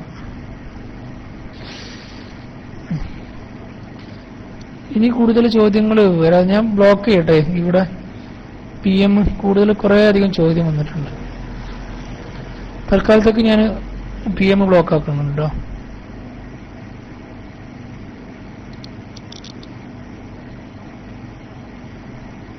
ഒരു ചോദ്യം, ഷുഗറിനുള്ള മരുന്ന് കഴിക്കുന്നതുകൊണ്ട് മറ്റു ദോഷങ്ങളുണ്ടോ? ചില ആളുകളിൽ ചില പ്രത്യേക ഷുഗറിന് മരുന്ന് കഴിക്കുന്നത് ശ്രദ്ധിക്കേണ്ടി വരും. അതുകൊണ്ട് തന്നെ ചില ഷുഗറിന് മരുന്ന് കഴിക്കുന്ന ആളുകൾ ഇടയ്ക്കിടയ്ക്ക് കിഡ്നിയുടെ പ്രവർത്തനം നോക്കും. കിഡ്നിയുടെ പ്രവർത്തനം തൃപ്തികരമായ ആളുകളിൽ മാത്രമേ ചില പ്രത്യേക ഷുഗർ മരുന്നുകൾ കൊടുക്കാൻ പറ്റുള്ളൂ. പറയുകയാണെങ്കിൽ മെറ്റ്ഫോമിൻ, പിന്നെ ചില തരത്തിലുള്ള സൾഫണൈലൂറിയാസ്, ഇതൊക്കെ ഷുഗറിന്റെ മരുന്ന് കിഡ്നിയുടെ വീക്ക്നെസ്സുള്ള ആളുകൾ കൊടുക്കില്ല. പിന്നെ പയോഗ്ലിറ്റസോൺ എന്ന് പറയുന്ന ചില മരുന്നുകളുണ്ട്, അത് ഹാർട്ടിന്റെ അസുഖമുള്ള ആളുകളിൽ കൊടുക്കില്ല. സൾഫണൈലൂറിയ മരുന്നുകൾ ഷുഗർ പെട്ടെന്ന് കുറഞ്ഞു പോകാൻ സാധ്യതയുള്ള ആളുകൾ കൊടുക്കില്ല. അങ്ങനെ അത് പല അസുഖങ്ങളുമായിട്ടും അസുഖാവസ്ഥകളുമായിട്ടും ഒക്കെ ബന്ധപ്പെട്ടാണ് ഷുഗറിന്റെ മരുന്നുകളിൽ ബുദ്ധിമുട്ടുകൾ വരുന്നത്. അപ്പോൾ അതിന്റെ ദോഷവശങ്ങളും രോഗിയുടെ അവസ്ഥയും എല്ലാം അനുസരിച്ചാണ് ഏത് മരുന്നാണ് എത്ര അളവിലാണ് കൊടുക്കേണ്ടതെന്നൊക്കെ ഡോക്ടർ തീരുമാനിക്കുന്നത്.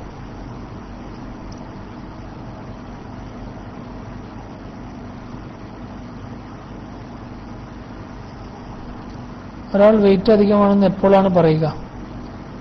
അത് ഉയരത്തിനനുസരിച്ച് ഞാൻ പറഞ്ഞു കഴിഞ്ഞല്ലോ. ഉയരം വെയിറ്റ് കിലോഗ്രാമിലെടുക്കുക, അതിനെ ഉയരത്തിനെ മീറ്ററിലാക്കിയിട്ട് 170 സെന്റിമീറ്റർ ആണെങ്കിൽ 1.7, അതുകൊണ്ട് 2 തവണ ഹരിക്കുക. ഇപ്പോൾ 80 കിലോ ആണെങ്കിൽ 1.7 വെച്ചിട്ട് 2 തവണ 80 ഹരിക്കണം 1.7 ഹരിക്കണം 1.7 അടിച്ചു കഴിഞ്ഞാൽ കിട്ടുന്ന സംഖ്യയാണ് BMI എന്ന് പറയുന്നത്. BMI, body mass index, weight divided by height in metre square. അത് 30 താഴെ ആയിരിക്കണം. 30 മുതൽ 35 വരെ കൂടുതലാണ്. 30 താഴെ 28 വരെ, 25 മുതൽ 28 വരെയാണ് നോർമലായിട്ട് കാണുന്നത്. അപ്പോൾ ഏതായാലും അത് ശ്രദ്ധിച്ചാൽ മതി. പിന്നെ ഒരു ഏകദേശ കണക്കെന്ന് ഞാൻ നേരത്തെ പറഞ്ഞു, ആളുടെ ഉയരം സെന്റിമീറ്ററിൽ എടുത്തിട്ട് അതിൽ നിന്ന് 100 കുറയ്ക്കുക. അപ്പോൾ കിട്ടുന്ന സംഖ്യ തൂക്കമാക്കി എടുത്താൽ അത് ഒരു ഏകദേശ ആരോഗ്യമുള്ള തൂക്കമായിരിക്കും.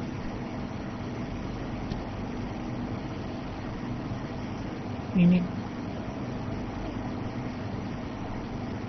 ഗ്യാസ് എങ്ങനെയാണ് നെഞ്ചുവേദന ഉണ്ടാക്കുന്നത്? എങ്ങനെ മറുപടി പറയാം?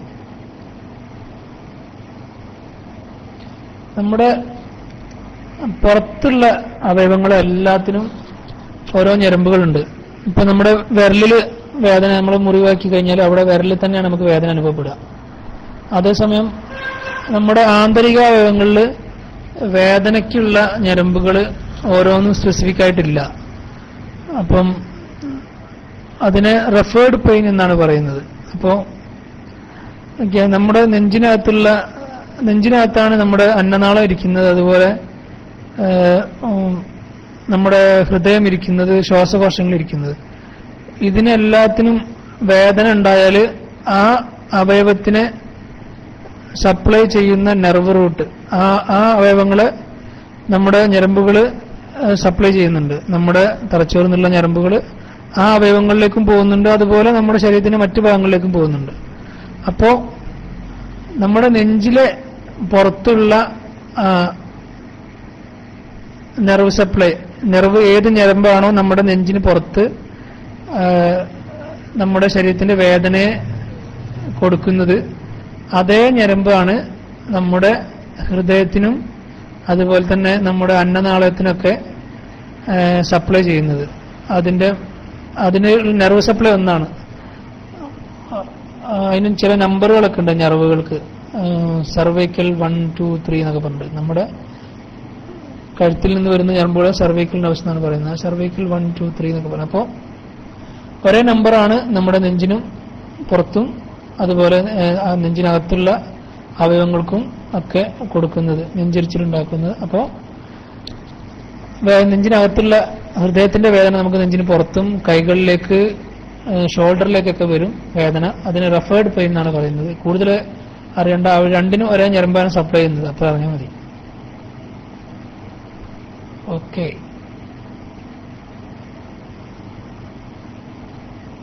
അടുത്തത് ഓപ്പറേഷൻ കഴിഞ്ഞ ഭാഗത്ത് രക്തം വരുന്നു, എന്താണ് കാരണം? പ്രസവമായിരുന്നു. പ്രസവമുള്ള സമയത്ത് ഒരു ഓപ്പറേഷൻ കഴിഞ്ഞിട്ട് പല കാരണങ്ങളുണ്ട് അങ്ങനെ രക്തം അങ്ങനെ വന്നു കഴിഞ്ഞാൽ നമ്മൾ സാറിന് രീതിയിൽ വീണ്ടും തുറന്ന് എന്തെങ്കിലും പ്രശ്നമുണ്ടോ എന്ന് നോക്കും. BP വല്ലാതെ കുറയുന്നുണ്ടോ, രക്തം കുറയുന്നുണ്ടോ എന്നുള്ളതൊക്കെ പരിശോധിച്ച് നോക്കി ആള് സ്റ്റേബിൾ ആക്കുക എന്നുള്ളതാണ് ആദ്യം ചെയ്യുക. അത് കഴിഞ്ഞിട്ട് ആള് സ്റ്റേബിൾ അല്ലെങ്കിൽ അപ്പം തന്നെ തുറക്കും. അതല്ല ആൾക്ക് കുഴപ്പമൊന്നും ഇല്ലെങ്കിൽ നമ്മൾ വെയിറ്റ് ചെയ്ത് നോക്കി എന്തെങ്കിലും കാരണമുണ്ടോ എന്ന് നോക്കിയിട്ട് അതനുസരിച്ചുള്ള ചികിത്സ ചെയ്യും. ചില കാരണങ്ങൾ ഉള്ളിൽ തന്നെ രക്തസ്രാവമായിരിക്കും, അതല്ലെങ്കിൽ എന്തെങ്കിലും അപ്പോൾ ഒരു ഗർഭത്തിനുള്ള ഓപ്പറേഷൻ ചെയ്താണെങ്കിൽ നമ്മുടെ ഗർഭപാത്രത്തിനകത്തുനിന്നുള്ള രക്തസ്രാവമായിരിക്കാം, അല്ലെങ്കിൽ നമ്മുടെ വയറിനകത്തുള്ള രക്തസ്രാവമായിരിക്കാം. അങ്ങനെ പല കാരണങ്ങളുകൊണ്ട് അങ്ങനെ ഉണ്ടാകാം. ഏതായാലും തിരിച്ച് തുറന്നു നോക്കിയാൽ എന്ത് കാരണം എന്ന് പറയാൻ പറ്റുള്ളൂ.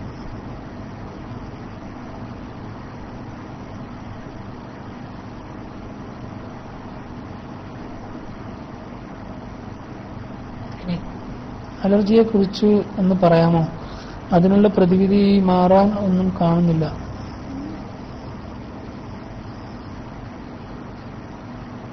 ഹലോ, ഞാൻ പറയുന്നത് ക്ലാസ് റൂമിൽ കേൾക്കുന്നുണ്ടോ?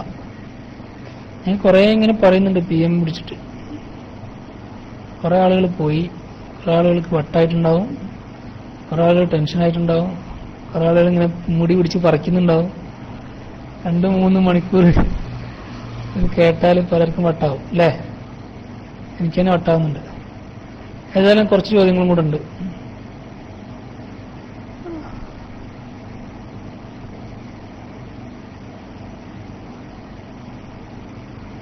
കണ്ണിന് ചുവപ്പ് നിറം വരുന്നു ഇടയ്ക്കിടയ്ക്ക്. ഇടയ്ക്കിടയ്ക്ക് വരുന്ന ചുവപ്പ് നിറം പലപ്പോഴും അലർജി കൊണ്ട് അങ്ങനെ വരാം, അലർജി ഉള്ള ആളുകൾക്ക് അങ്ങനെ വരാം. പിന്നെ ഒരു നമ്മുടെ കഴുത്തില് നമ്മുടെ കണ്ണിൽ നിന്ന് തന്നെ ഒരു തരം പാട നമ്മുടെ കണ്ണിന്റെ കൃഷ്ണമണിയിലേക്ക് വളർന്നു വരുന്ന ഒരു തരം അസുഖമുണ്ട്. ആ അസുഖമുള്ള ആളുകളിൽ നമ്മൾ ഒരു ചെറുതായിട്ട് ചെറിയ പൊടി വെട്ടുമ്പോഴേക്കും അതിൽ ഭയങ്കരമായിട്ട് ചുവപ്പ് വരാം. അപ്പോൾ അതൊക്കെയാലും അത് കൂടുതൽ പരിശോധനകൾ കഴിഞ്ഞാലേ പറയാൻ പറ്റുള്ളൂ. അലർജി ആവാനാണ് ഏറ്റവും കൂടുതൽ സാധ്യത. അതല്ലെങ്കിൽ ഈ പറഞ്ഞ സാധനമാകും. അത് നോക്കിയാൽ, കണ്ണ് നോക്കിയാൽ തന്നെ അറിയാൻ പറ്റും. കൂടുതൽ പരിശോധനകളുടെ ആവശ്യമൊന്നുമില്ല, കണ്ണ് നോക്കിയാൽ അറിയാൻ പറ്റും. പിന്നെ ഇന്നെന്താണ് ഒരു ചോദ്യം കൂടെ. അസ്സലാമു അലൈക്കും. വലൈക്കും അസ്സലാം. എൻ്റെ മകൾക്ക് 5 വയസ്സുണ്ട്. ഇപ്പോൾ അടുത്ത ദിവസങ്ങളിലായി രാവിലെ എഴുന്നേൽക്കുമ്പോൾ മുതൽ വൊമിറ്റ് വരുന്നു. ഇതുവരെ കുഴപ്പമൊന്നും ഇല്ലായിരുന്നു. ഇപ്പോൾ മദ്രസയിൽ പോകാൻ തുടങ്ങിയത് ശേഷമാണ് ഇത് തുടങ്ങിയത്. വേറെ പ്രശ്നങ്ങളൊന്നുമില്ല. വയറിളക്കം അതുപോലെ തന്നെ പനിയും അങ്ങനത്തെ വിഷയങ്ങളൊന്നും അതിന്റെ കൂടെ ഉണ്ടെങ്കിൽ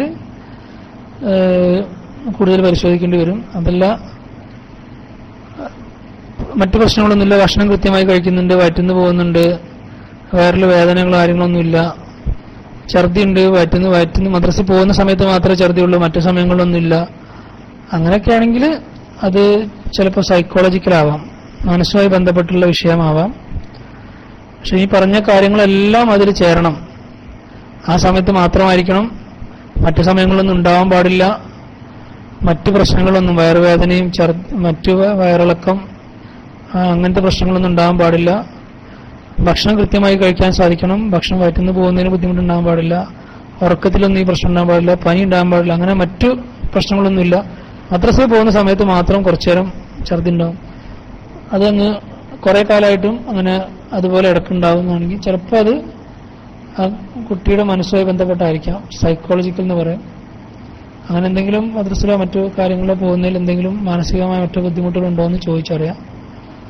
അതൊക്കെ ഇത് ഒരു മറ്റു എന്തെങ്കിലും അസുഖം കൊണ്ടല്ല എന്നുള്ളത് ഉറപ്പുവരുത്തിയിട്ട് വേണം. പറഞ്ഞ പോലെ മറ്റു അസുഖങ്ങളൊന്നും ഇല്ല എന്ന് ഉറപ്പുവരുത്തിയിട്ട് വേണം.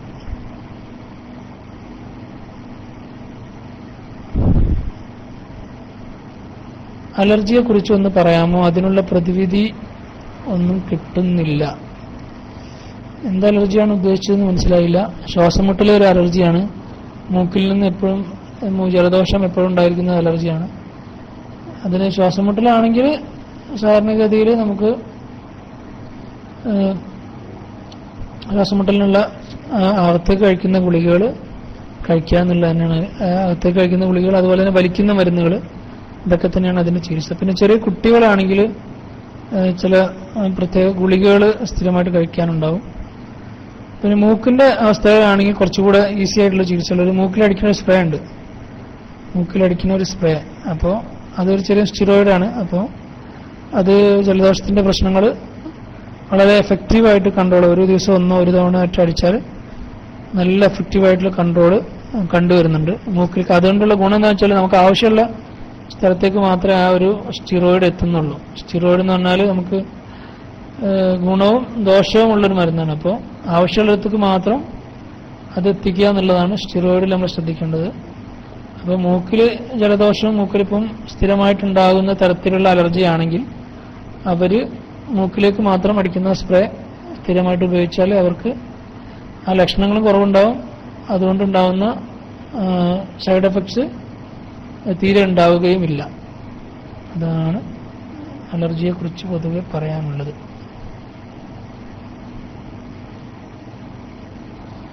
പിന്നൊരു ചോദ്യം ഞാൻ അവസാനത്ത് വെച്ചാണ്, വാദം എന്താണെന്ന് പറയാമോ?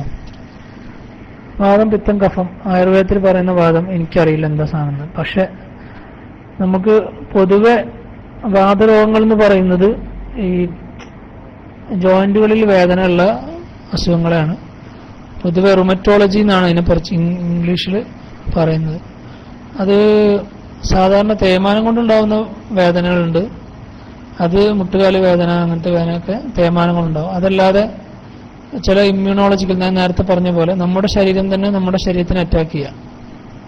അപ്പോൾ ഒരു കാരണമില്ലാതെ ജോയിന്റുകൾ വീങ്ങി വരും. അങ്ങനത്തെ കാര്യങ്ങളൊക്കെ വന്നു കഴിഞ്ഞാൽ നമ്മൾ അതിന് പ്രത്യേകതരം മരുന്നുകൾ തന്നെ വേണ്ടിവരും. കയ്യിൽ ആമവാദം എന്ന് ചില ആളുകൾ പറയും. ഞാൻ നേരത്തെ പറഞ്ഞ ഒരാൾക്ക് നട്ടലിന് വേദന ഉണ്ടാവും, രാവിലെ എണീച്ചു കഴിഞ്ഞാൽ 1 മണിക്കൂർ വേദന, അത് മറ്റൊരു തരം വാദമാണ്. അങ്ങനെ അത്തരത്തിലുള്ള റുമറ്റോളജിയിൽ വരുന്ന ഇത്തരം വേദനകൾ പല തരത്തിൽ, പല സ്ഥലങ്ങളിൽ, പല രീതിയിൽ, പല പ്രായങ്ങളിൽ പ്രസന്റ് ചെയ്യുന്നുണ്ട്. എന്തൊക്കെയായാലും അതിന് പൊതുവെ നമ്മൾ ചെയ്യുന്നത് വേദനക്കുള്ള ഗുളികൾ കഴിക്കുക, അത് എന്ത് കാരണമാണ് എന്ന് കണ്ടുപിടിച്ചിട്ട് ചികിത്സിക്കുക. റുമറ്റോയിഡ് ആർത്രൈറ്റിസ് ആണെങ്കിൽ അതിൻ്റെതായിട്ടുള്ള ചികിത്സകളുണ്ട്. ഈ ആങ്കിലോസിസ് സ്പോണ്ടിലൈറ്റിസ് എന്ന് പറയുന്ന മറ്റൊരു അസുഖമാണ്, അതിനായിട്ടുള്ള ചികിത്സകളുണ്ട്. പിന്നെ സോറിയാസിസ് എന്ന് പറയുന്ന അസുഖമാണെങ്കിൽ, സോറിയാസിസ് എന്ന് പറഞ്ഞാൽ നിങ്ങൾ കേട്ടിട്ടുണ്ടാവും, ഞാൻ ആദ്യ തുടക്കത്തിലൊരു മറുപടി പറഞ്ഞു, തൊലിയിൽ നിറവ്യത്യാസവും തടിപ്പൊക്കെ ആയിട്ട് വരുന്ന ഒരു അസുഖമാണ് സോറിയാസിസ്. അതിന്റെ കൂടെ ഇത്തരത്തിലൊരു വാദം വരും, നഖത്തിൽ മാറ്റം വാദം വരും. ജോയിന്റുകളിൽ ആമവാദത്തിന് സമാനമായിട്ടുള്ള തരത്തിലുള്ള മാറ്റങ്ങൾ വരും. എന്തായാലും ഏത് തരത്തിലുള്ള വാദമാണ് എന്നനുസരിച്ചുള്ള ഒരു ചികിത്സയാണ്. ജോയിന്റ് വേദനകൾ കൊണ്ടാണ് ഈ വാദം എന്നുള്ള ഒറ്റ വാക്കുകൊണ്ട് ഞാൻ ഉദ്ദേശിച്ചത്. മറ്റു ഒരു കാര്യവും ഞാൻ അതുകൊണ്ട് ഉദ്ദേശിച്ചിട്ടില്ല. ഇത്തരത്തിലുള്ള ഈ ഇമ്മ്യൂണോളജിക്കൽ തരത്തിലുള്ള വാദങ്ങൾ കൊണ്ട് മറ്റു അവയവങ്ങളൊക്കെ അത് ബാധിക്കും. ഹാർട്ടിനെ ബാധിക്കും, ലങ്സിനെ ബാധിക്കും, അങ്ങനെ കിഡ്നിയെ വരെ ബാധിക്കും ചില അവസരങ്ങളിൽ, ചില പ്രത്യേകതരം ഇമ്മ്യൂണോളജിക്കൽ ഡിസീസ്. അപ്പോൾ അതൊരു വലിയൊരു ബഹറാണ്. ഈ നമ്മുടെ ഈ ഇമ്മ്യൂണോളജിക്കൽ ഡിസീസ് എന്ന് പറയുന്നത് വളരെ വലിയൊരു വിഭാഗമാണ്. അത് പനിയായിട്ടും ക്ഷീണമായിട്ടും എല്ലായിടത്തും വേദനയായിട്ടും ഒക്കെ പ്രസന്റ് ചെയ്യാറ് നമ്മുടെ ശരീരം നമുക്ക് പൊതുവെ കാണപ്പെടാറുണ്ട്.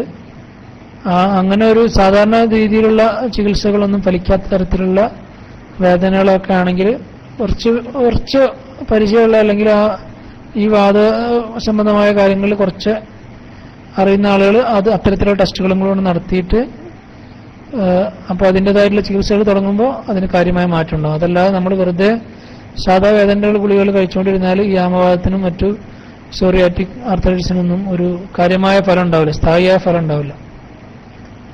ഏതായാലും അതിന് പൊതുവെ നമ്മൾ എന്തെങ്കിലും പറഞ്ഞ് മനസ്സിലാക്കത്തക്ക രീതിയിലൊന്നുമില്ല.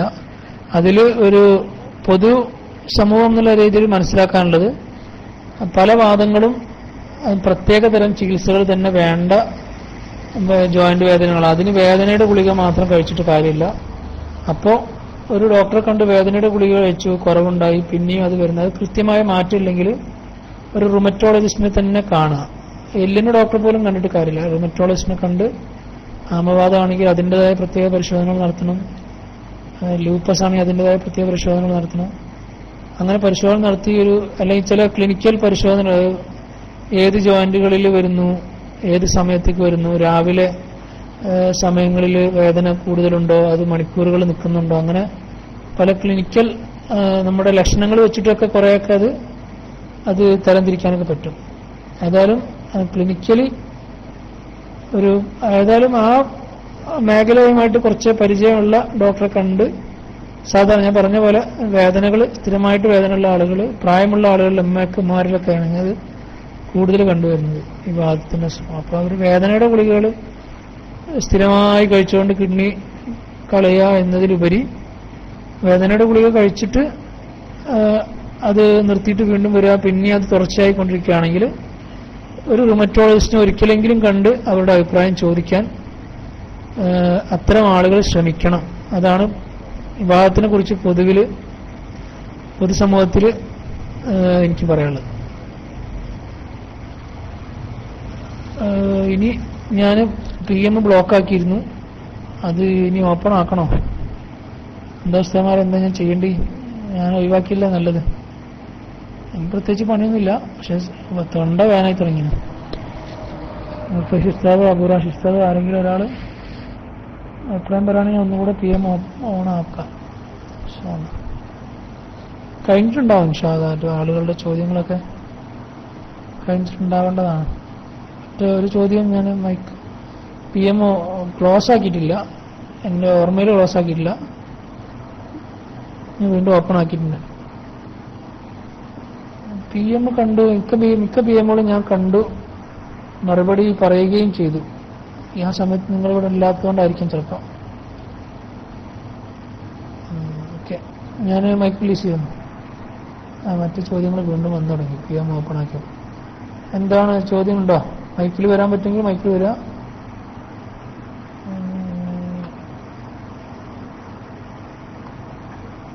ജംഷീർ നാട്ടുകൾ, താങ്കളുടെ ചോദ്യത്തിന് ഞാൻ മറുപടി പറഞ്ഞു. ഈ മരുന്നുകളെല്ലാം ഈ കിഡ്നിയുടെ വേദനയെ ബന്ധപ്പെട്ടുള്ള മരുന്നുകൾ മാത്രമേ ഉള്ളൂ, അതിനകത്ത് ഗ്യാസിന് മരുന്നില്ല. അതുകൊണ്ട് ഗ്യാസിന്റെ ഗുളികകൾ ഡോക്ടറെ കുറിപ്പടി ഇല്ലാതെ തന്നെ കിട്ടുന്ന ഗുളികകളാണ് ഗ്യാസിന്റെ മരുന്നുകൾ. അത് വാങ്ങിച്ച് 2 നേരം ഭക്ഷണത്തിന് മുമ്പായിട്ട് കഴിക്കുക. എന്നിട്ടും ബുദ്ധിമുട്ടുണ്ടെങ്കിൽ നിങ്ങൾ ഒരു ഗ്യാസ്ട്രോഎൻട്രോളജിനെ കണ്ട് കോയിലിറക്കണോ വേണ്ട എന്നുള്ളത് നോക്കേണ്ടി വരും. ഒരു മാസത്തേക്കെങ്കിലും ഗ്യാസിന്റെ ഗുളികകൾ കഴിക്കേണ്ടി വരും.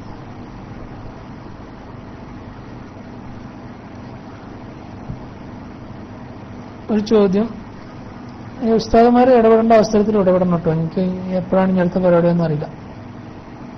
ചോദ്യങ്ങൾ വന്നുകൊണ്ടിരിക്കുന്നുണ്ട്. അസ്സലാമു അലൈക്കും ഡോക്ടർ, എനിക്ക് വയറ്റിൽ നിന്നും പോകുന്നില്ല, 2-3 ദിവസത്തിന് ശേഷമാണ് പോകുന്നത്. നല്ല വിശപ്പുണ്ട്, നല്ല ഭക്ഷണം കഴിക്കാറുണ്ട്, എന്ത് ചെയ്യണം? മലബന്ധത്തിന് പ്രധാനപ്പെട്ട കാരണം വെള്ളം കൂടി കുറവാണ്. അപ്പം വെള്ളം കൂടുതൽ കുടിക്കുക, ഷുഗർ ഉണ്ടെങ്കിൽ ഷുഗർ കൺട്രോൾ ചെയ്യുക, പിന്നെ നാരടങ്ങിയ ഭക്ഷണം കൂടുതൽ കഴിക്കുക. 2-3 ദിവസം കഴിഞ്ഞിട്ടും 3 ദിവസത്തിൽ കൂടുതൽ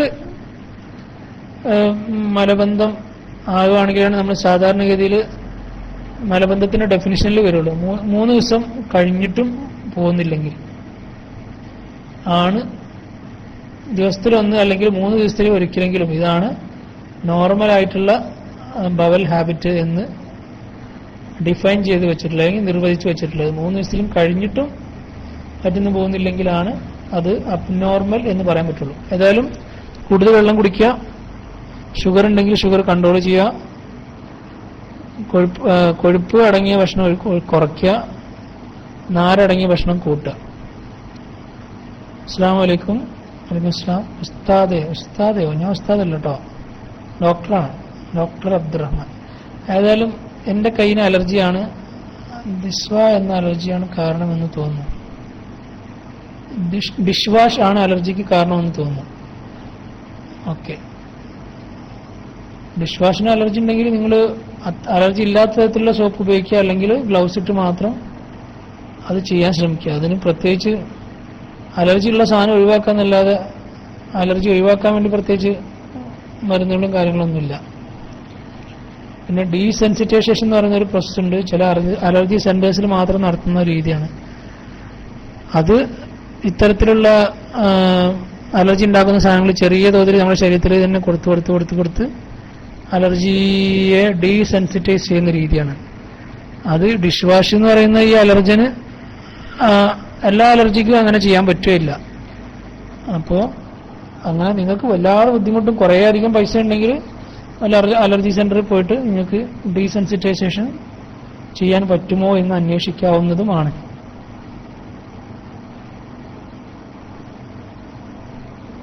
അസ്സലാമു അലൈക്കും. ഞാൻ സ്ഥിരമായി മരുന്ന് കഴിക്കുന്ന ആളാണ്. ആൻജിയോപ്ലാസ്റ്റി കഴിഞ്ഞു. 10 വർഷമായി പാൻഡോപ്പ് 40, ലോസാർ എച്ച്, ക്ലാവിക്സ് ആണ്, ക്ലാവിക്സ് AS 75, കാർഡിവാസ് CR 10, വിവോട്രിൽ 0.5 ടാബ്ലറ്റ് പകുതി ഡെയിലി കഴിക്കുന്നുണ്ട്. ഇതിനെ കൊണ്ട് വല്ല ദോഷവും ഉണ്ടാകുമോ?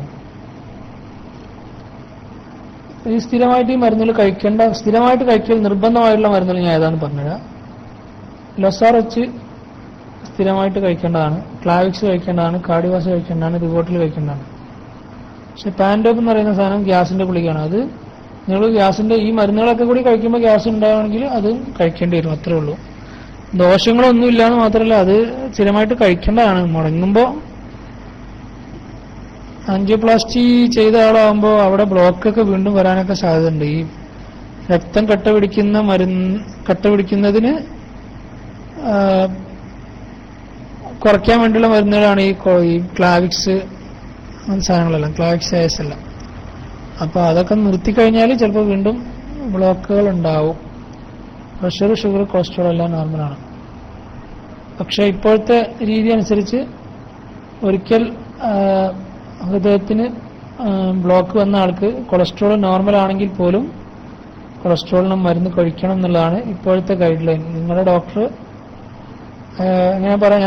ഞാൻ പഠിക്കുന്നത് UK ഗൈഡ് ലൈൻസ് ആണ്. ഇപ്പോൾ നമ്മുടെ ഇവിടെ നാട്ടിൽ എന്താണ് ചെയ്യുന്നത് എനിക്കറിയില്ല.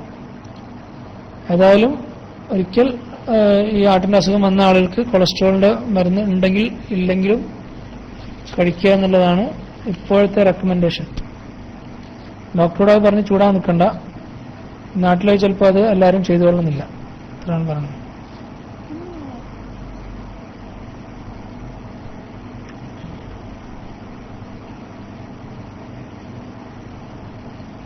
അസ്സലാമു അലൈക്കും. എൻ്റെ മക്കൾ 5 വയസ്സ്. അവളുടെ കണ്ണ് പ്രത്യക്ഷത്തിൽ നോക്കുമ്പോൾ കുഴപ്പമൊന്നുമില്ല, ശ്രദ്ധിച്ച് നോക്കുമ്പോൾ അവർ ഒരു ഭാഗത്തേക്ക് നോക്കുന്നത് പോലെ തോന്നുന്നു. അത് ഇങ്ങനെയുള്ള ഒരു പൊതുവെ നമ്മൾ സ്കിൻഡ് എന്ന് പറയുന്ന സ്ട്രാബിസ്മസ് എന്ന് പറയും. അത് സ്കിൻഡുള്ള ആളുകളിൽ കുട്ടികളിൽ ഡോക്ടറെ കാണിച്ച് അത് ഓപ്പറേഷൻ ചെയ്യാൻ സാധിക്കുന്നതാണ്. അത് വലിയ തോതിൽ ഉണ്ടെങ്കിൽ മാത്രമേ ഡോക്ടർ ഓപ്പറേഷൻ നിർബന്ധിക്കുള്ളൂ. അല്ലെങ്കിൽ എന്താ പ്രശ്നം വെച്ചാൽ ഒരു രണ്ട് കണ്ണും രണ്ട് രീതിയിലാകുമ്പോൾ ഒരു കണ്ണ് മാത്രമേ പിന്നെ ഭാവിയിൽ വർക്ക് ചെയ്യുള്ളൂ. കാരണം രണ്ടിലും നമുക്ക് കിട്ടുന്ന കാഴ്ച ഒന്നാണെങ്കിൽ മാത്രമേ തലച്ചോറിന് അത് നല്ല രീതിയിൽ അതിനെ പ്രോസസ്സ് ചെയ്യാനും ആ കാഴ്ച അനുഭവേദ്യമാക്കാനും തലച്ചോറിന് പറ്റുള്ളൂ. അതേസമയം നമ്മൾ കണ്ണ് തെറ്റി നിൽക്കുകയാണെങ്കിൽ, സ്കിൻഡായിട്ട് നിൽക്കുകയാണെങ്കിൽ ഇത് പ്രശ്നമാകും, തലച്ചോറിന് കൺഫ്യൂഷൻ ആവും. അതുകൊണ്ട് തലച്ചോറ് എന്താ ചെയ്യാന്ന് പറഞ്ഞാൽ ഏതെങ്കിലും ഒരു കണ്ണ് മാത്രം ആക്റ്റീവ് ആക്കിയിട്ട് മറ്റേ കണ്ണ് നിന്നുള്ള ആവയവങ്ങളെ പതുക്കെ ഇല്ലാതാക്കും. പിന്നെ ഭാവിയിൽ അതിൽ കാഴ്ച ഇല്ലാതാവും. അപ്പോൾ ഡോക്ടർ അതിന് ഓപ്പറേഷൻ ചെയ്യണമെന്ന് നിർദ്ദേശിച്ചിട്ടുണ്ടെങ്കിൽ അവർ പറഞ്ഞ സമയത്ത് അത് ഓപ്പറേഷൻ ചെയ്യാൻ വേണ്ടി ശ്രമിക്കുക. അതല്ല ഡോക്ടർ ഓപ്പറേഷൻ നിർദ്ദേശിക്കാത്ത തരത്തിൽ അത്ര കുറഞ്ഞ രീതിയിലുള്ള പുണ്യം ഉള്ളെങ്കിൽ കുഴപ്പമില്ല.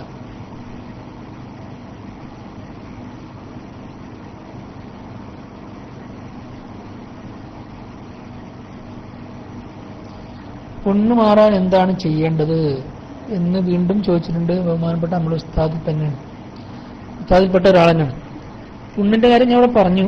പുണ്ണ് വന്നുകൊണ്ടിരിക്കുന്ന ആളുകൾക്ക് അത് അവരുടെ ഒരു പ്രകൃതമാണ്. അത് ചില പനിയോ ചിലപ്പോൾ ജലദോഷ പനിയോ അങ്ങനെയൊക്കെ ഉണ്ടാവാൻ, സ്ട്രെസ് ടെൻഷനൊക്കെ ഉണ്ടാകുമ്പോഴാണ് വീണ്ടും വീണ്ടും വരിക.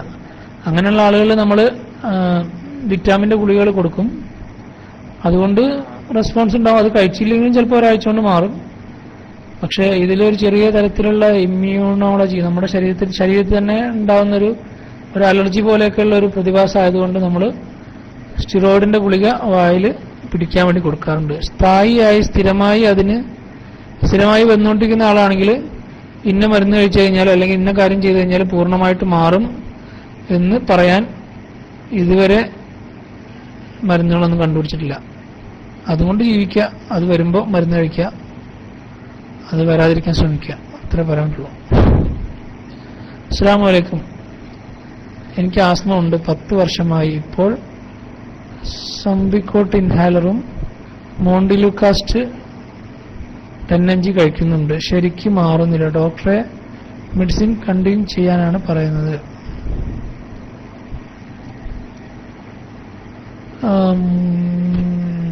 10 വർഷമായി ആസ്മയുള്ള ആളുകളിൽ എന്താ ഈ കോർട്ടിന്റെ ഏതാ മനസ്സിലായില്ല. ഇതിനകത്തുള്ള കണ്ടന്റ് എന്താന്നുള്ളത് ഫൾമിക്കോട്ടായിരിക്കും, സുംബിക്കോട്ട് എന്നുള്ള എന്താ മനസ്സിലാവുന്നില്ല. ഏതായാലും അതിന്റെ പല ഘട്ടങ്ങളുണ്ട്. ആദ്യത്തെ ഘട്ടത്തിൽ കൊടുക്കുന്ന മരുന്നുകൾ അത് ഫലപ്രദമല്ലെങ്കിൽ പിന്നെ സ്റ്റിറോയിഡും കൂടെ ഇൻഹേലറിൽ ഉൾപ്പെടുത്തും. നിങ്ങൾ ഇതുവരെ സ്റ്റിറോയിഡ് അതിനകത്തുള്ളതായിട്ട് തോന്നുന്നില്ല. ഉണ്ട്, സുംബിക്കോട്ടുണ്ട്. എത്ര നേരം കഴിക്കുന്നതനുസരിച്ചൊക്കെ ഇരിക്കും. ഏതായാലും ഇത് കഴിഞ്ഞ അടുത്ത സ്റ്റെപ്പ് ഉണ്ട്, അതിനടുത്ത സ്റ്റെപ്പ് ഉണ്ട്. നിങ്ങൾ മരുന്നുകളും അതെന്താ മരുന്നുകളും കൂടെ നല്ല കൃത്യമായിട്ട് അറിഞ്ഞാൽ, അത് കമ്പനി പേരാണ് അതിനകത്തുള്ളത്, ഫോർമീറ്ററോൾ ആൻഡ് ബ്യൂട്ടിസനൈഡ്. അപ്പൊ നിങ്ങൾ അതിനകത്ത് ഇപ്പോ 2 തരം മരുന്നുകൾ ഉപയോഗിക്കുന്നുണ്ട്. ഒന്ന് നമ്മുടെ ശ്വാസകോശത്തിലേക്കുള്ള കുഴലുകളെ വികസിപ്പിക്കാനുള്ള ബ്രോങ്കോ ഡയലേറ്റേഴ്സ് ആണ്, ഒന്ന് സ്റ്റിറോയിഡ് ആണ്. ഇത് രണ്ടും നിങ്ങൾ കഴിക്കുന്നുണ്ട്. അപ്പോ ഇത് 2 നേരം, ഇത് സാധാരണഗതിയിൽ ഈ തരുന്ന മരുന്ന് രാവിലെയും വൈകിട്ടും അല്ലെങ്കിൽ ഒരു നിശ്ചിത സമയത്ത് എടുക്കേണ്ട മരുന്നാണ്. അത് കഴിഞ്ഞിട്ട് ശ്വാസമുട്ടുണ്ടെങ്കിൽ ആ സമയത്ത് വലിക്കാൻ വേറൊരു ഗുളിക ഉണ്ടാവും, അസ്താലി എന്ന് പറഞ്ഞിട്ട്, അല്ലെങ്കിൽ സാൽബ്യൂട്ടമോളിന്റെ വേറെ ഏതെങ്കിലും ഗുളികകൾ. ഇത് കഴിക്കുക. ഇത് കഴിഞ്ഞിട്ടും കുറവില്ലെങ്കിൽ മോണ്ടിലൂക്കാസ്റ്റ് ആഡ് ചെയ്യുക. ഇത് കഴിഞ്ഞിട്ടും കാര്യമായ കുറവില്ലെങ്കിൽ അകത്തേക്ക് സ്റ്റിറോയിഡ് കഴിക്കേണ്ടി വരും. ഇതാണ് അതിൽ പറയാനുള്ളത്. ഈ മരുന്നുകളൊക്കെ കൃത്യമായ രീതിയിൽ തന്നെ മുന്നോട്ട് പോകുന്നുണ്ട്. അത് ഇതിലിപ്പോ മിസ്സിംഗ് ആയിട്ടുള്ളത് ശ്വാസമുട്ട്. ഇത് ഈ മരുന്ന് കഴിച്ചിട്ടും നമ്മൾ എന്തെങ്കിലും കാര്യം ജോലി ചെയ്യുമ്പോൾ അല്ലെങ്കിൽ പൊടി അടിക്കുന്ന സമയത്തൊക്കെ മുട്ടൽ വന്നു കഴിഞ്ഞാൽ ആ സമയത്ത് വലിക്കാൻ വേറൊരു ഗുളികയുണ്ട്. അത് നിങ്ങൾ തന്ന ലിസ്റ്റിനകത്ത് കാണുന്നില്ല. അത് വേറെ ഗുളികയായിട്ട്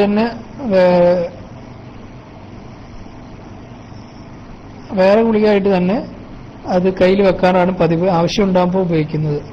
അസ്താലിൻ എന്നാണ് ആ ഗുളികയുടെ പേര്. അത് ആ മരുന്നിലിട്ടിട്ട് വലിക്കുക, അതാണ് ചെയ്യാറ്. അത് ആവശ്യം ഉണ്ടാകുന്ന സമയത്ത് മാത്രം. നമ്മൾ എന്തെങ്കിലും കൂടുതൽ ജോലി ചെയ്തു കഴിഞ്ഞാൽ അല്ലെങ്കിൽ വല്ലാതെ പൊടിയൊക്കെ അടിച്ചു കഴിഞ്ഞാൽ നമുക്ക് ശ്വാസമുട്ട് ഉണ്ടാകുമ്പോൾ മാത്രം ആ ഗുളിക എടുക്കുക. ഓക്കെ.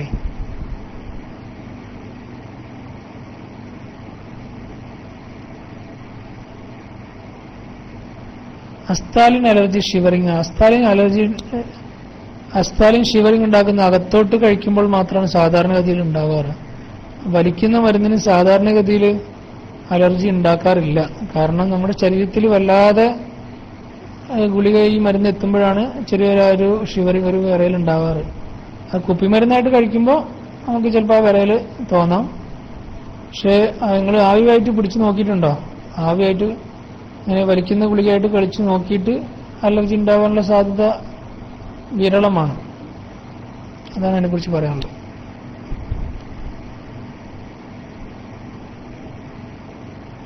അപ്പോ ഒരു ചോദ്യം മൈക്കിൽ വന്നിട്ടുണ്ടല്ലേ. ബഹുമാനപ്പെട്ട ജംഷാദ് അവിടെ ഉണ്ടോ?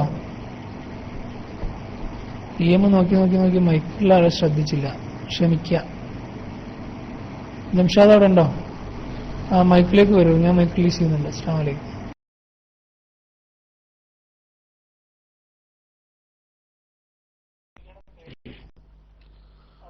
അസ്സലാമു അലൈക്കും. കേൾക്കുന്നുണ്ടോ?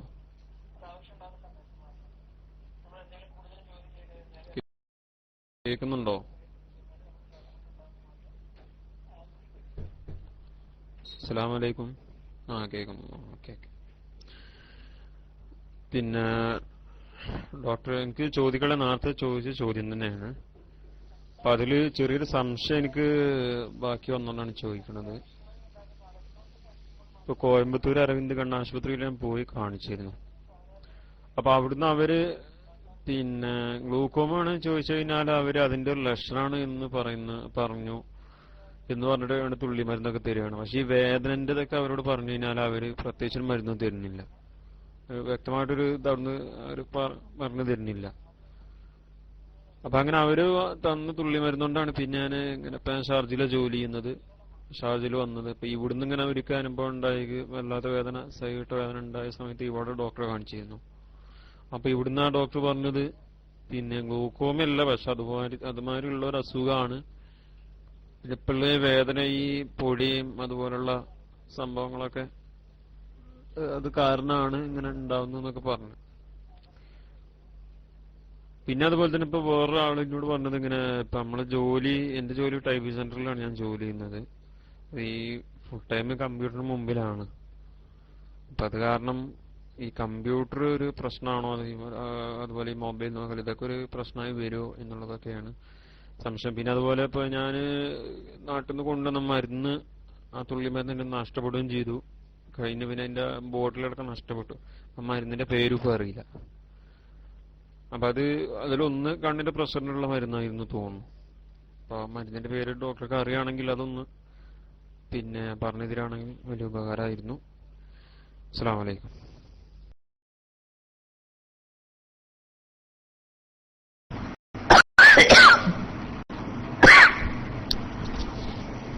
അസ്സലാമു അലൈക്കും വറഹ്മത്തുള്ളാഹി വബറകാതുഹു.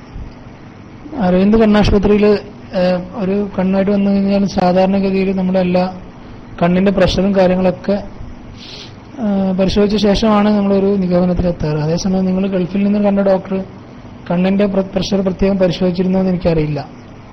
കണ്ണിന്റെ പ്രഷർ പരിശോധിക്കാതെ അത് ഗ്ലോക്കോമ അല്ല എന്ന് ഡോക്ടർ പറഞ്ഞിട്ടുണ്ടെങ്കിൽ പരിശോധിച്ചിരുന്നോ? കണ്ണിന്റെ പ്രഷർ പരിശോധിക്കുന്ന മെഷീൻ വെച്ച് പ്രഷർ പരിശോധിച്ചിരുന്നോ? എങ്കിൽ പോലും അതിന്റെ ലക്ഷണങ്ങൾ ഉണ്ടെങ്കിൽ ഗ്ലോക്കോമ ആവാനുള്ള സാധ്യത ഉണ്ടെന്നുള്ളത് തന്നെയാണ്. ഞാൻ പറഞ്ഞല്ലോ, പ്രഷർ നോർമൽ ആയാലും ചിലപ്പോൾ ഉണ്ടാവാൻ സാധ്യതയുണ്ട്. അപ്പോ ഏതായാലും നിങ്ങൾ ആ മരുന്നുകൾ മുടങ്ങാൻ പാടില്ല ഒരിക്കലും. ടിമലോൾ എന്ന് പറഞ്ഞ ഒരു തരം ബീറ്റ ബ്ലോക്കർ മരുന്നാണ്. സാധാരണഗതിയിൽ ടിമലോളിന്റെ ഡ്രോപ്സ് ഗൾഫിൽ കിട്ടുകയാണെങ്കിൽ നിങ്ങളത് വാങ്ങിക്കുക. അത് ഡോക്ടറെ കൊണ്ട് എഴുതിക്കുകയോ മറ്റോ ചെയ്യുക. ടിമലോൾ ഒരുതരം ബീറ്റ ബ്ലോക്കർ മരുന്നാണ്, തുള്ളി മരുന്ന്. അതാണ് സാധാരണഗതിയിൽ എത്തിക്കാറ്. പിന്നെ നിങ്ങൾ കണ്ണിന്റെ പരിശോധനയും കണ്ണിന്റെ കൃഷ്ണമണിയുടെ രീതിയും മറ്റൊക്കെ വെച്ച് മരുന്നുകൾ വ്യത്യാസം ഉണ്ടാവും. അതുകൊണ്ട് കണ്ടന്റ് ടിമലോൾ എന്നാണ്.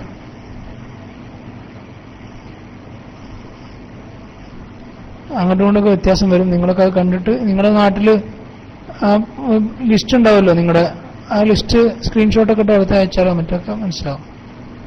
ഏതായാലും നിങ്ങൾ ഗൾഫിലും കണ്ണ് പരിശോധനയുള്ള ആളുകളൊക്കെ ഉണ്ടാവുമല്ലോ.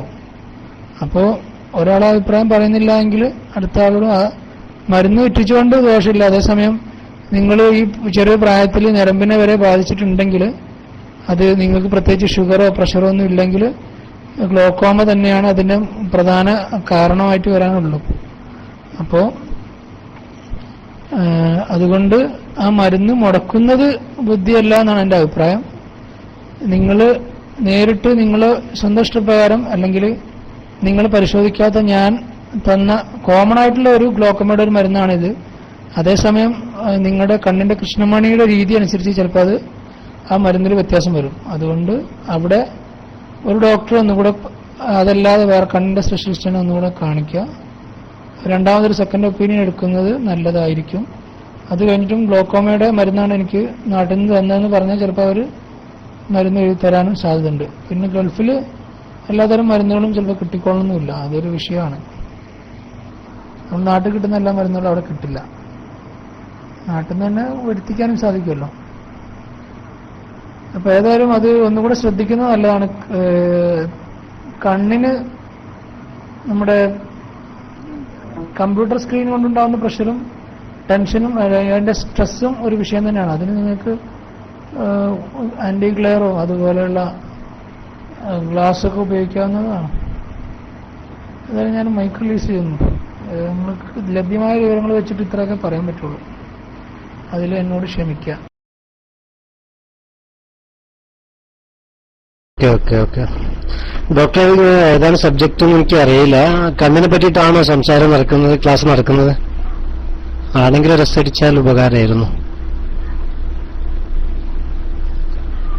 കണ്ണിനെ പറ്റിയിട്ടാണോ? ഒരു സംശയം ചോദിക്കാനുള്ള കണ്ണിനെ പറ്റി ടോട്ടലാണ്. ഓക്കെ ഒരു ചെറിയ സംശയം. ഇപ്പം ഗൾഫിലാണ്, പ്രവാസമാണ്. ഇപ്പൊ ചൂടായതുകൊണ്ട് തണുപ്പായതുകൊണ്ട് എന്താണെന്നറിയില്ല, എ സിയിൽ കിടത്തും പുറത്തുള്ള ചൂടും എല്ലാം കൂടെ ആയിട്ട് കണ്ണിന് ഒരു ചൊറിച്ചിൽ വരും. കുറച്ചേരം ഉണ്ടാകും, ഇങ്ങനെ കിടന്നിങ്ങനെ ചൊരിഞ്ഞിട്ട് ഒരു ചുവപ്പ് കളറൊക്കെ ആവണം. അതിനെന്തെങ്കിലും മരുന്നുണ്ടോ, എന്തെങ്കിലും എന്ത് ചെയ്യണോ, അല്ലെങ്കിൽ അങ്ങനെ തന്നെ മാറുമോ? അത്രയേ ഉള്ളൂ. അസ്സലാമു അലൈക്കും.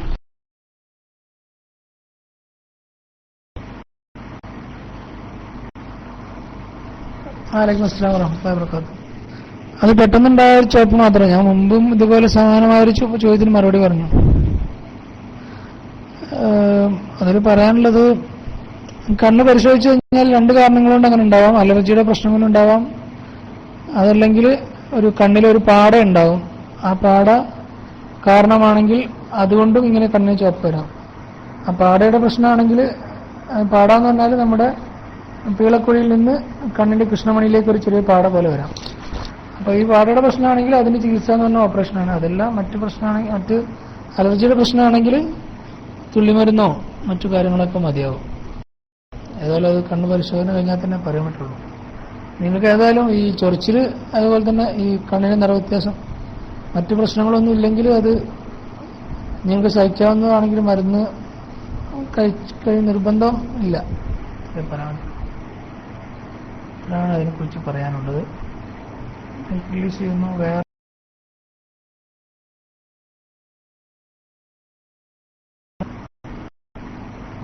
മൈക്ക് PM ഒരു ചോദ്യം വന്നിട്ടുണ്ട്. ഞാൻ ഇടയ്ക്ക് മുമ്പത്തെ മൈക്ക് DC ആയി പോയതാണ്. എപ്പോഴാണ് പോയത് എനിക്കറിയില്ല കേട്ടോ. അതുകൊണ്ട് മുമ്പത്തെ ആൾക്ക് ചോദ്യം ബാക്കിയുണ്ടെങ്കിൽ ചോദിക്കേണ്ടതാണ്.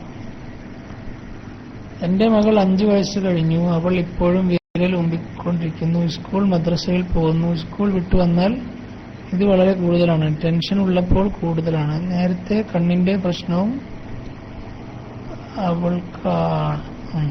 ഓക്കെ, എന്താ ചെയ്യാ? നമ്മളെന്നെ വളർത്തുന്ന രീതി അല്ല, എന്താ പറയാ, നമ്മൾ തന്നെ അത് മാറ്റിയെടുക്കണം. ആ ഒരു സ്വഭാവം. അല്ലാതെ എന്തെങ്കിലും മരുന്നുകൊണ്ടോ കാര്യങ്ങളോ കൊണ്ടൊന്നും മാറ്റാൻ പറ്റൂല. സാധാരണ രീതിയിൽ ചില ആൾക്കാർ വിരലിൽ തുണി കെട്ടിയിട്ട് ഉപ്പ് തേച്ച് വെക്കാറുണ്ട് അല്ലേ? ഉപ്പോ അങ്ങനെ വായ്ക്ക് രുചിയില്ലാത്ത ഉലുവയോ അങ്ങനെ സാധനങ്ങളൊക്കെ വെക്കാറുണ്ട്. അല്ല, ഏതായാലും അത് പതുക്കെ തന്നെ മാറ്റിയെടുക്കാൻ സാധിക്കുള്ളൂ. പ്രത്യേകമായിട്ട് ഒരു കാര്യങ്ങളൊന്നും ഇല്ല ഇപ്പം. പിന്നെ എന്താ പറയാ, പോസിറ്റീവ് സ്ട്രോക്ക് എന്നൊക്കെ പറഞ്ഞ സാധനങ്ങളൊക്കെ ഉണ്ടല്ലോ. അതൊക്കെ നമ്മുടെ അൽ-ഇസ്തിഖാമൊക്കെ ഇവിടുന്ന് ക്ലാസ് എടുത്ത് തരും. അൽ-ഇസ്തിഖാമൊക്കെ ക്ലാസ് എടുത്ത് തരും. നമ്മൾ ഒരു ടാർഗറ്റ് കൊടുക്കുക കുട്ടിക്ക്. ഒരു ദിവസം അത് ചെയ്തില്ലെങ്കിൽ നമുക്ക് ഇന്ന് സമ്മാനം. ഒരു ദിവസം ഇത്ര മണിക്കൂർ സമയത്തേക്ക് വായിലേക്ക് വിരൽ വെച്ചില്ലെങ്കിൽ ഒരു മിഠായിയോ അല്ലെങ്കിൽ എന്തെങ്കിലും നല്ലൊരു കുട്ടിക്ക് താല്പര്യമുള്ളൊരു സമ്മാനം കൊടുക്കുക. അങ്ങനെ പോസിറ്റീവായിട്ട് കൊണ്ടുവരാൻ സാധിക്കും. അല്ലെങ്കിൽ നെഗറ്റീവായിട്ടും ചെയ്യാം. എന്താണ്,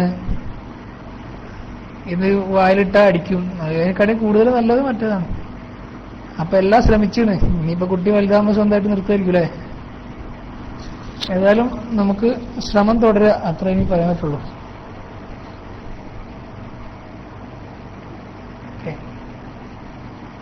ഇനി എന്താണ്,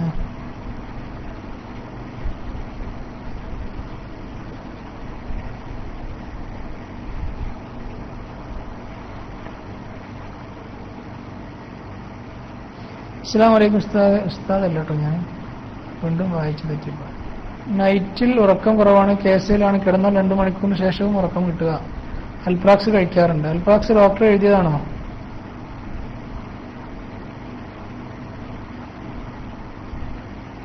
അൽപ്രാക്സ് എന്ന് പറഞ്ഞത് ഉറക്കം കിട്ടാൻ വേണ്ടി ഡോക്ടർമാർ നിർദ്ദേശിക്കുന്ന മരുന്നാണ്. അത് ഡോക്ടർ എഴുതുന്നതാണോ? അത്യാവശ്യ സമയങ്ങളിൽ മാത്രം ഉപയോഗിക്കേണ്ട ഒരു മരുന്നാണത്. സ്ഥിരമായിട്ട് കഴിച്ചാൽ ദോഷം തന്നെയാണ്. ടെൻഷനോ മറ്റു കാര്യങ്ങളോ കൊണ്ടൊക്കെയാണ് ഉറക്കക്കുറവെങ്കിൽ അതിന്റെ കാരണം അന്വേഷിക്കുക. പിന്നെ രാവിലെ തന്നെ എണീക്കാൻ ശ്രമിച്ചു കഴിഞ്ഞാൽ സ്വാഭാവികമായും രാത്രിയിൽ ഉറക്കം നേരത്തെ ഉണ്ടാവും. രാവിലെ എണീച്ച് നമ്മൾ രാവിലെ തന്നെ ആക്റ്റീവായി തുടങ്ങിയാൽ സ്വാഭാവികമായി രാത്രിയിലും നേരത്തെ ഉറക്കം കിട്ടും. പറയാനുള്ളത്.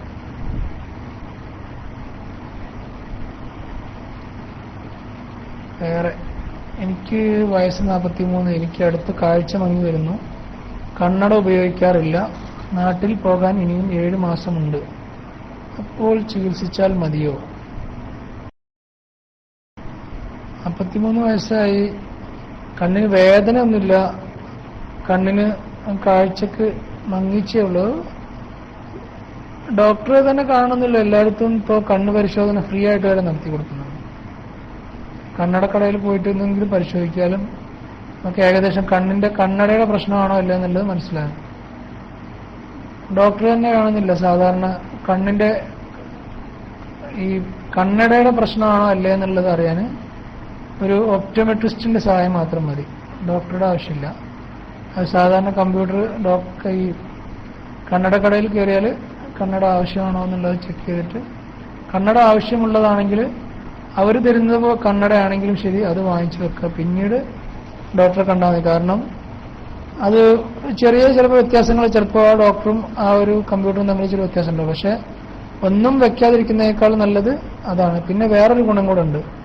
കണ്ണിന്റെ ഈ പവറിന്റെ പ്രശ്നമല്ല എന്ന് അറിയാനും, അതല്ല എങ്കിൽ അതും അറിയാൻ സാധിക്കും. ഇപ്പോൾ കണ്ണിന് ഗ്ലാസ് വെച്ചിട്ട് കണ്ണ് തെളിയുന്നില്ലെങ്കിൽ അതിനർത്ഥം ഗ്ലാസിന്റെ പ്രശ്നമല്ല, മറ്റു ഗുരുതരമായ വിഷയമാണെന്നാണ്.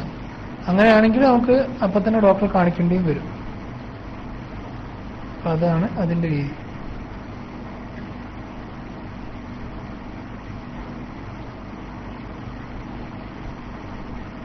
ഒരാൾ കണ്ണിലെരിഞ്ഞ മരുന്നിന്റെ പേര് വെച്ചിരുന്നത്, കമ്പനി പേരാണ് എനിക്കറിയില്ല, ഹൈലോ എന്നാണ് എഴുതിയത്.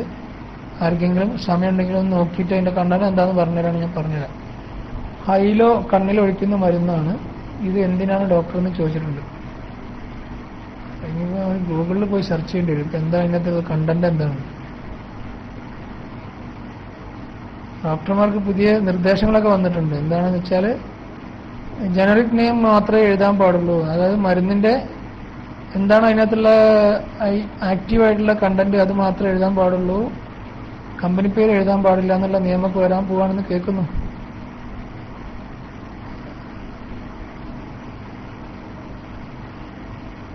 ഹൈലോ നോക്കട്ടോ.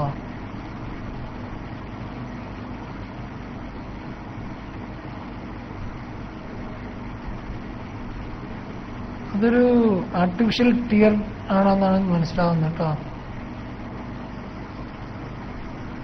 ക്ലിയർ ഉള്ള കൈ ഒരു കാണല്ലോ.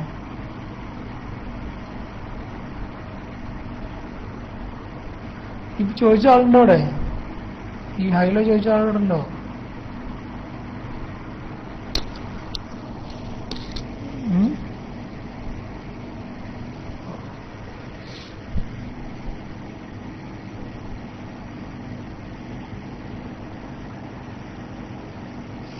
ഇത് എന്താ പറയാ, കണ്ണില് ആർട്ടിഫിഷ്യൽ ടിയർ ആണ്. അത് എന്താ ഇപ്പൊ ഇത് ഉപയോഗം എന്താ വെച്ചാല്, കണ്ണില് കുറച്ച് പ്രായം കഴിഞ്ഞാൽ നമുക്ക് നമ്മുടെ കണ്ണുനീരിന്റെ ഉൽപാദനം പൊതുവെ കുറയും പ്രായത്തിനനുസരിച്ചും. അതല്ലെങ്കിൽ ചെറിയ അലർജിയുടെ ഭാഗമായിട്ടൊക്കെ കണ്ണുനീര് ഉൽപാദനം കുറയും. അങ്ങനെയുള്ള ആളുകളിൽ നമ്മൾ ആർട്ടിഫിഷ്യൽ ടിയേഴ്സ് ഇട്ടിച്ചു കൊടുക്കും. കണ്ണിനൊരു കുളിർമ കിട്ടാനും കണ്ണ് ആ കരിയിരിപ്പ് പോകാനൊക്കെ വേണ്ടി. അതിന് നമ്മൾ സാധാരണ നാട്ടിൽ റിഫ്രഷ് ടിയേഴ്സ് മിസ്റ്റ് എന്നൊക്കെ പറഞ്ഞ കുറെ സാധനങ്ങളൊക്കെ ഉണ്ട്. ഓരോ ഡോക്ടർമാർ ഓരോ കമ്പനി ആയിരിക്കും എഴുതുന്നുണ്ടാവുക. അങ്ങനെയുള്ള ഒരു രീതി. ഏതായാലും അതിൽപ്പെട്ടതാണിത്. ഓക്കെ. അത് നിങ്ങൾക്ക് ചിലപ്പോൾ അലർജിയുടോ മറ്റോ അല്ലെങ്കിൽ കണ്ണിൽ തടയുന്നുണ്ടെന്നൊക്കെ പറയുമ്പോൾ അങ്ങനെ ഡോക്ടർ നോക്കിയപ്പോൾ കണ്ണുനീര് ഉൽപാദനം കുറവുള്ളതായിട്ട് ഡോക്ടർക്ക് തോന്നിക്കാണണം. അങ്ങനെ ആയിരിക്കും ആ മരുന്ന് എഴുതിയിട്ടുണ്ടാവുക. അപ്പോൾ ഏതായാലും വിജയകരമായി നമ്മുടെ PMകളുടെ അവസാനം എത്തിയിട്ടുണ്ട്. ഉസ്താദുമാർ മൈക്കിലേക്ക് വരണമെന്ന് അഭ്യർത്ഥിക്കുന്നു. എല്ലാവരും എനിക്ക് വേണ്ടി ദുആ ചെയ്യണം എന്ന് അഭ്യർത്ഥിക്കുന്നു.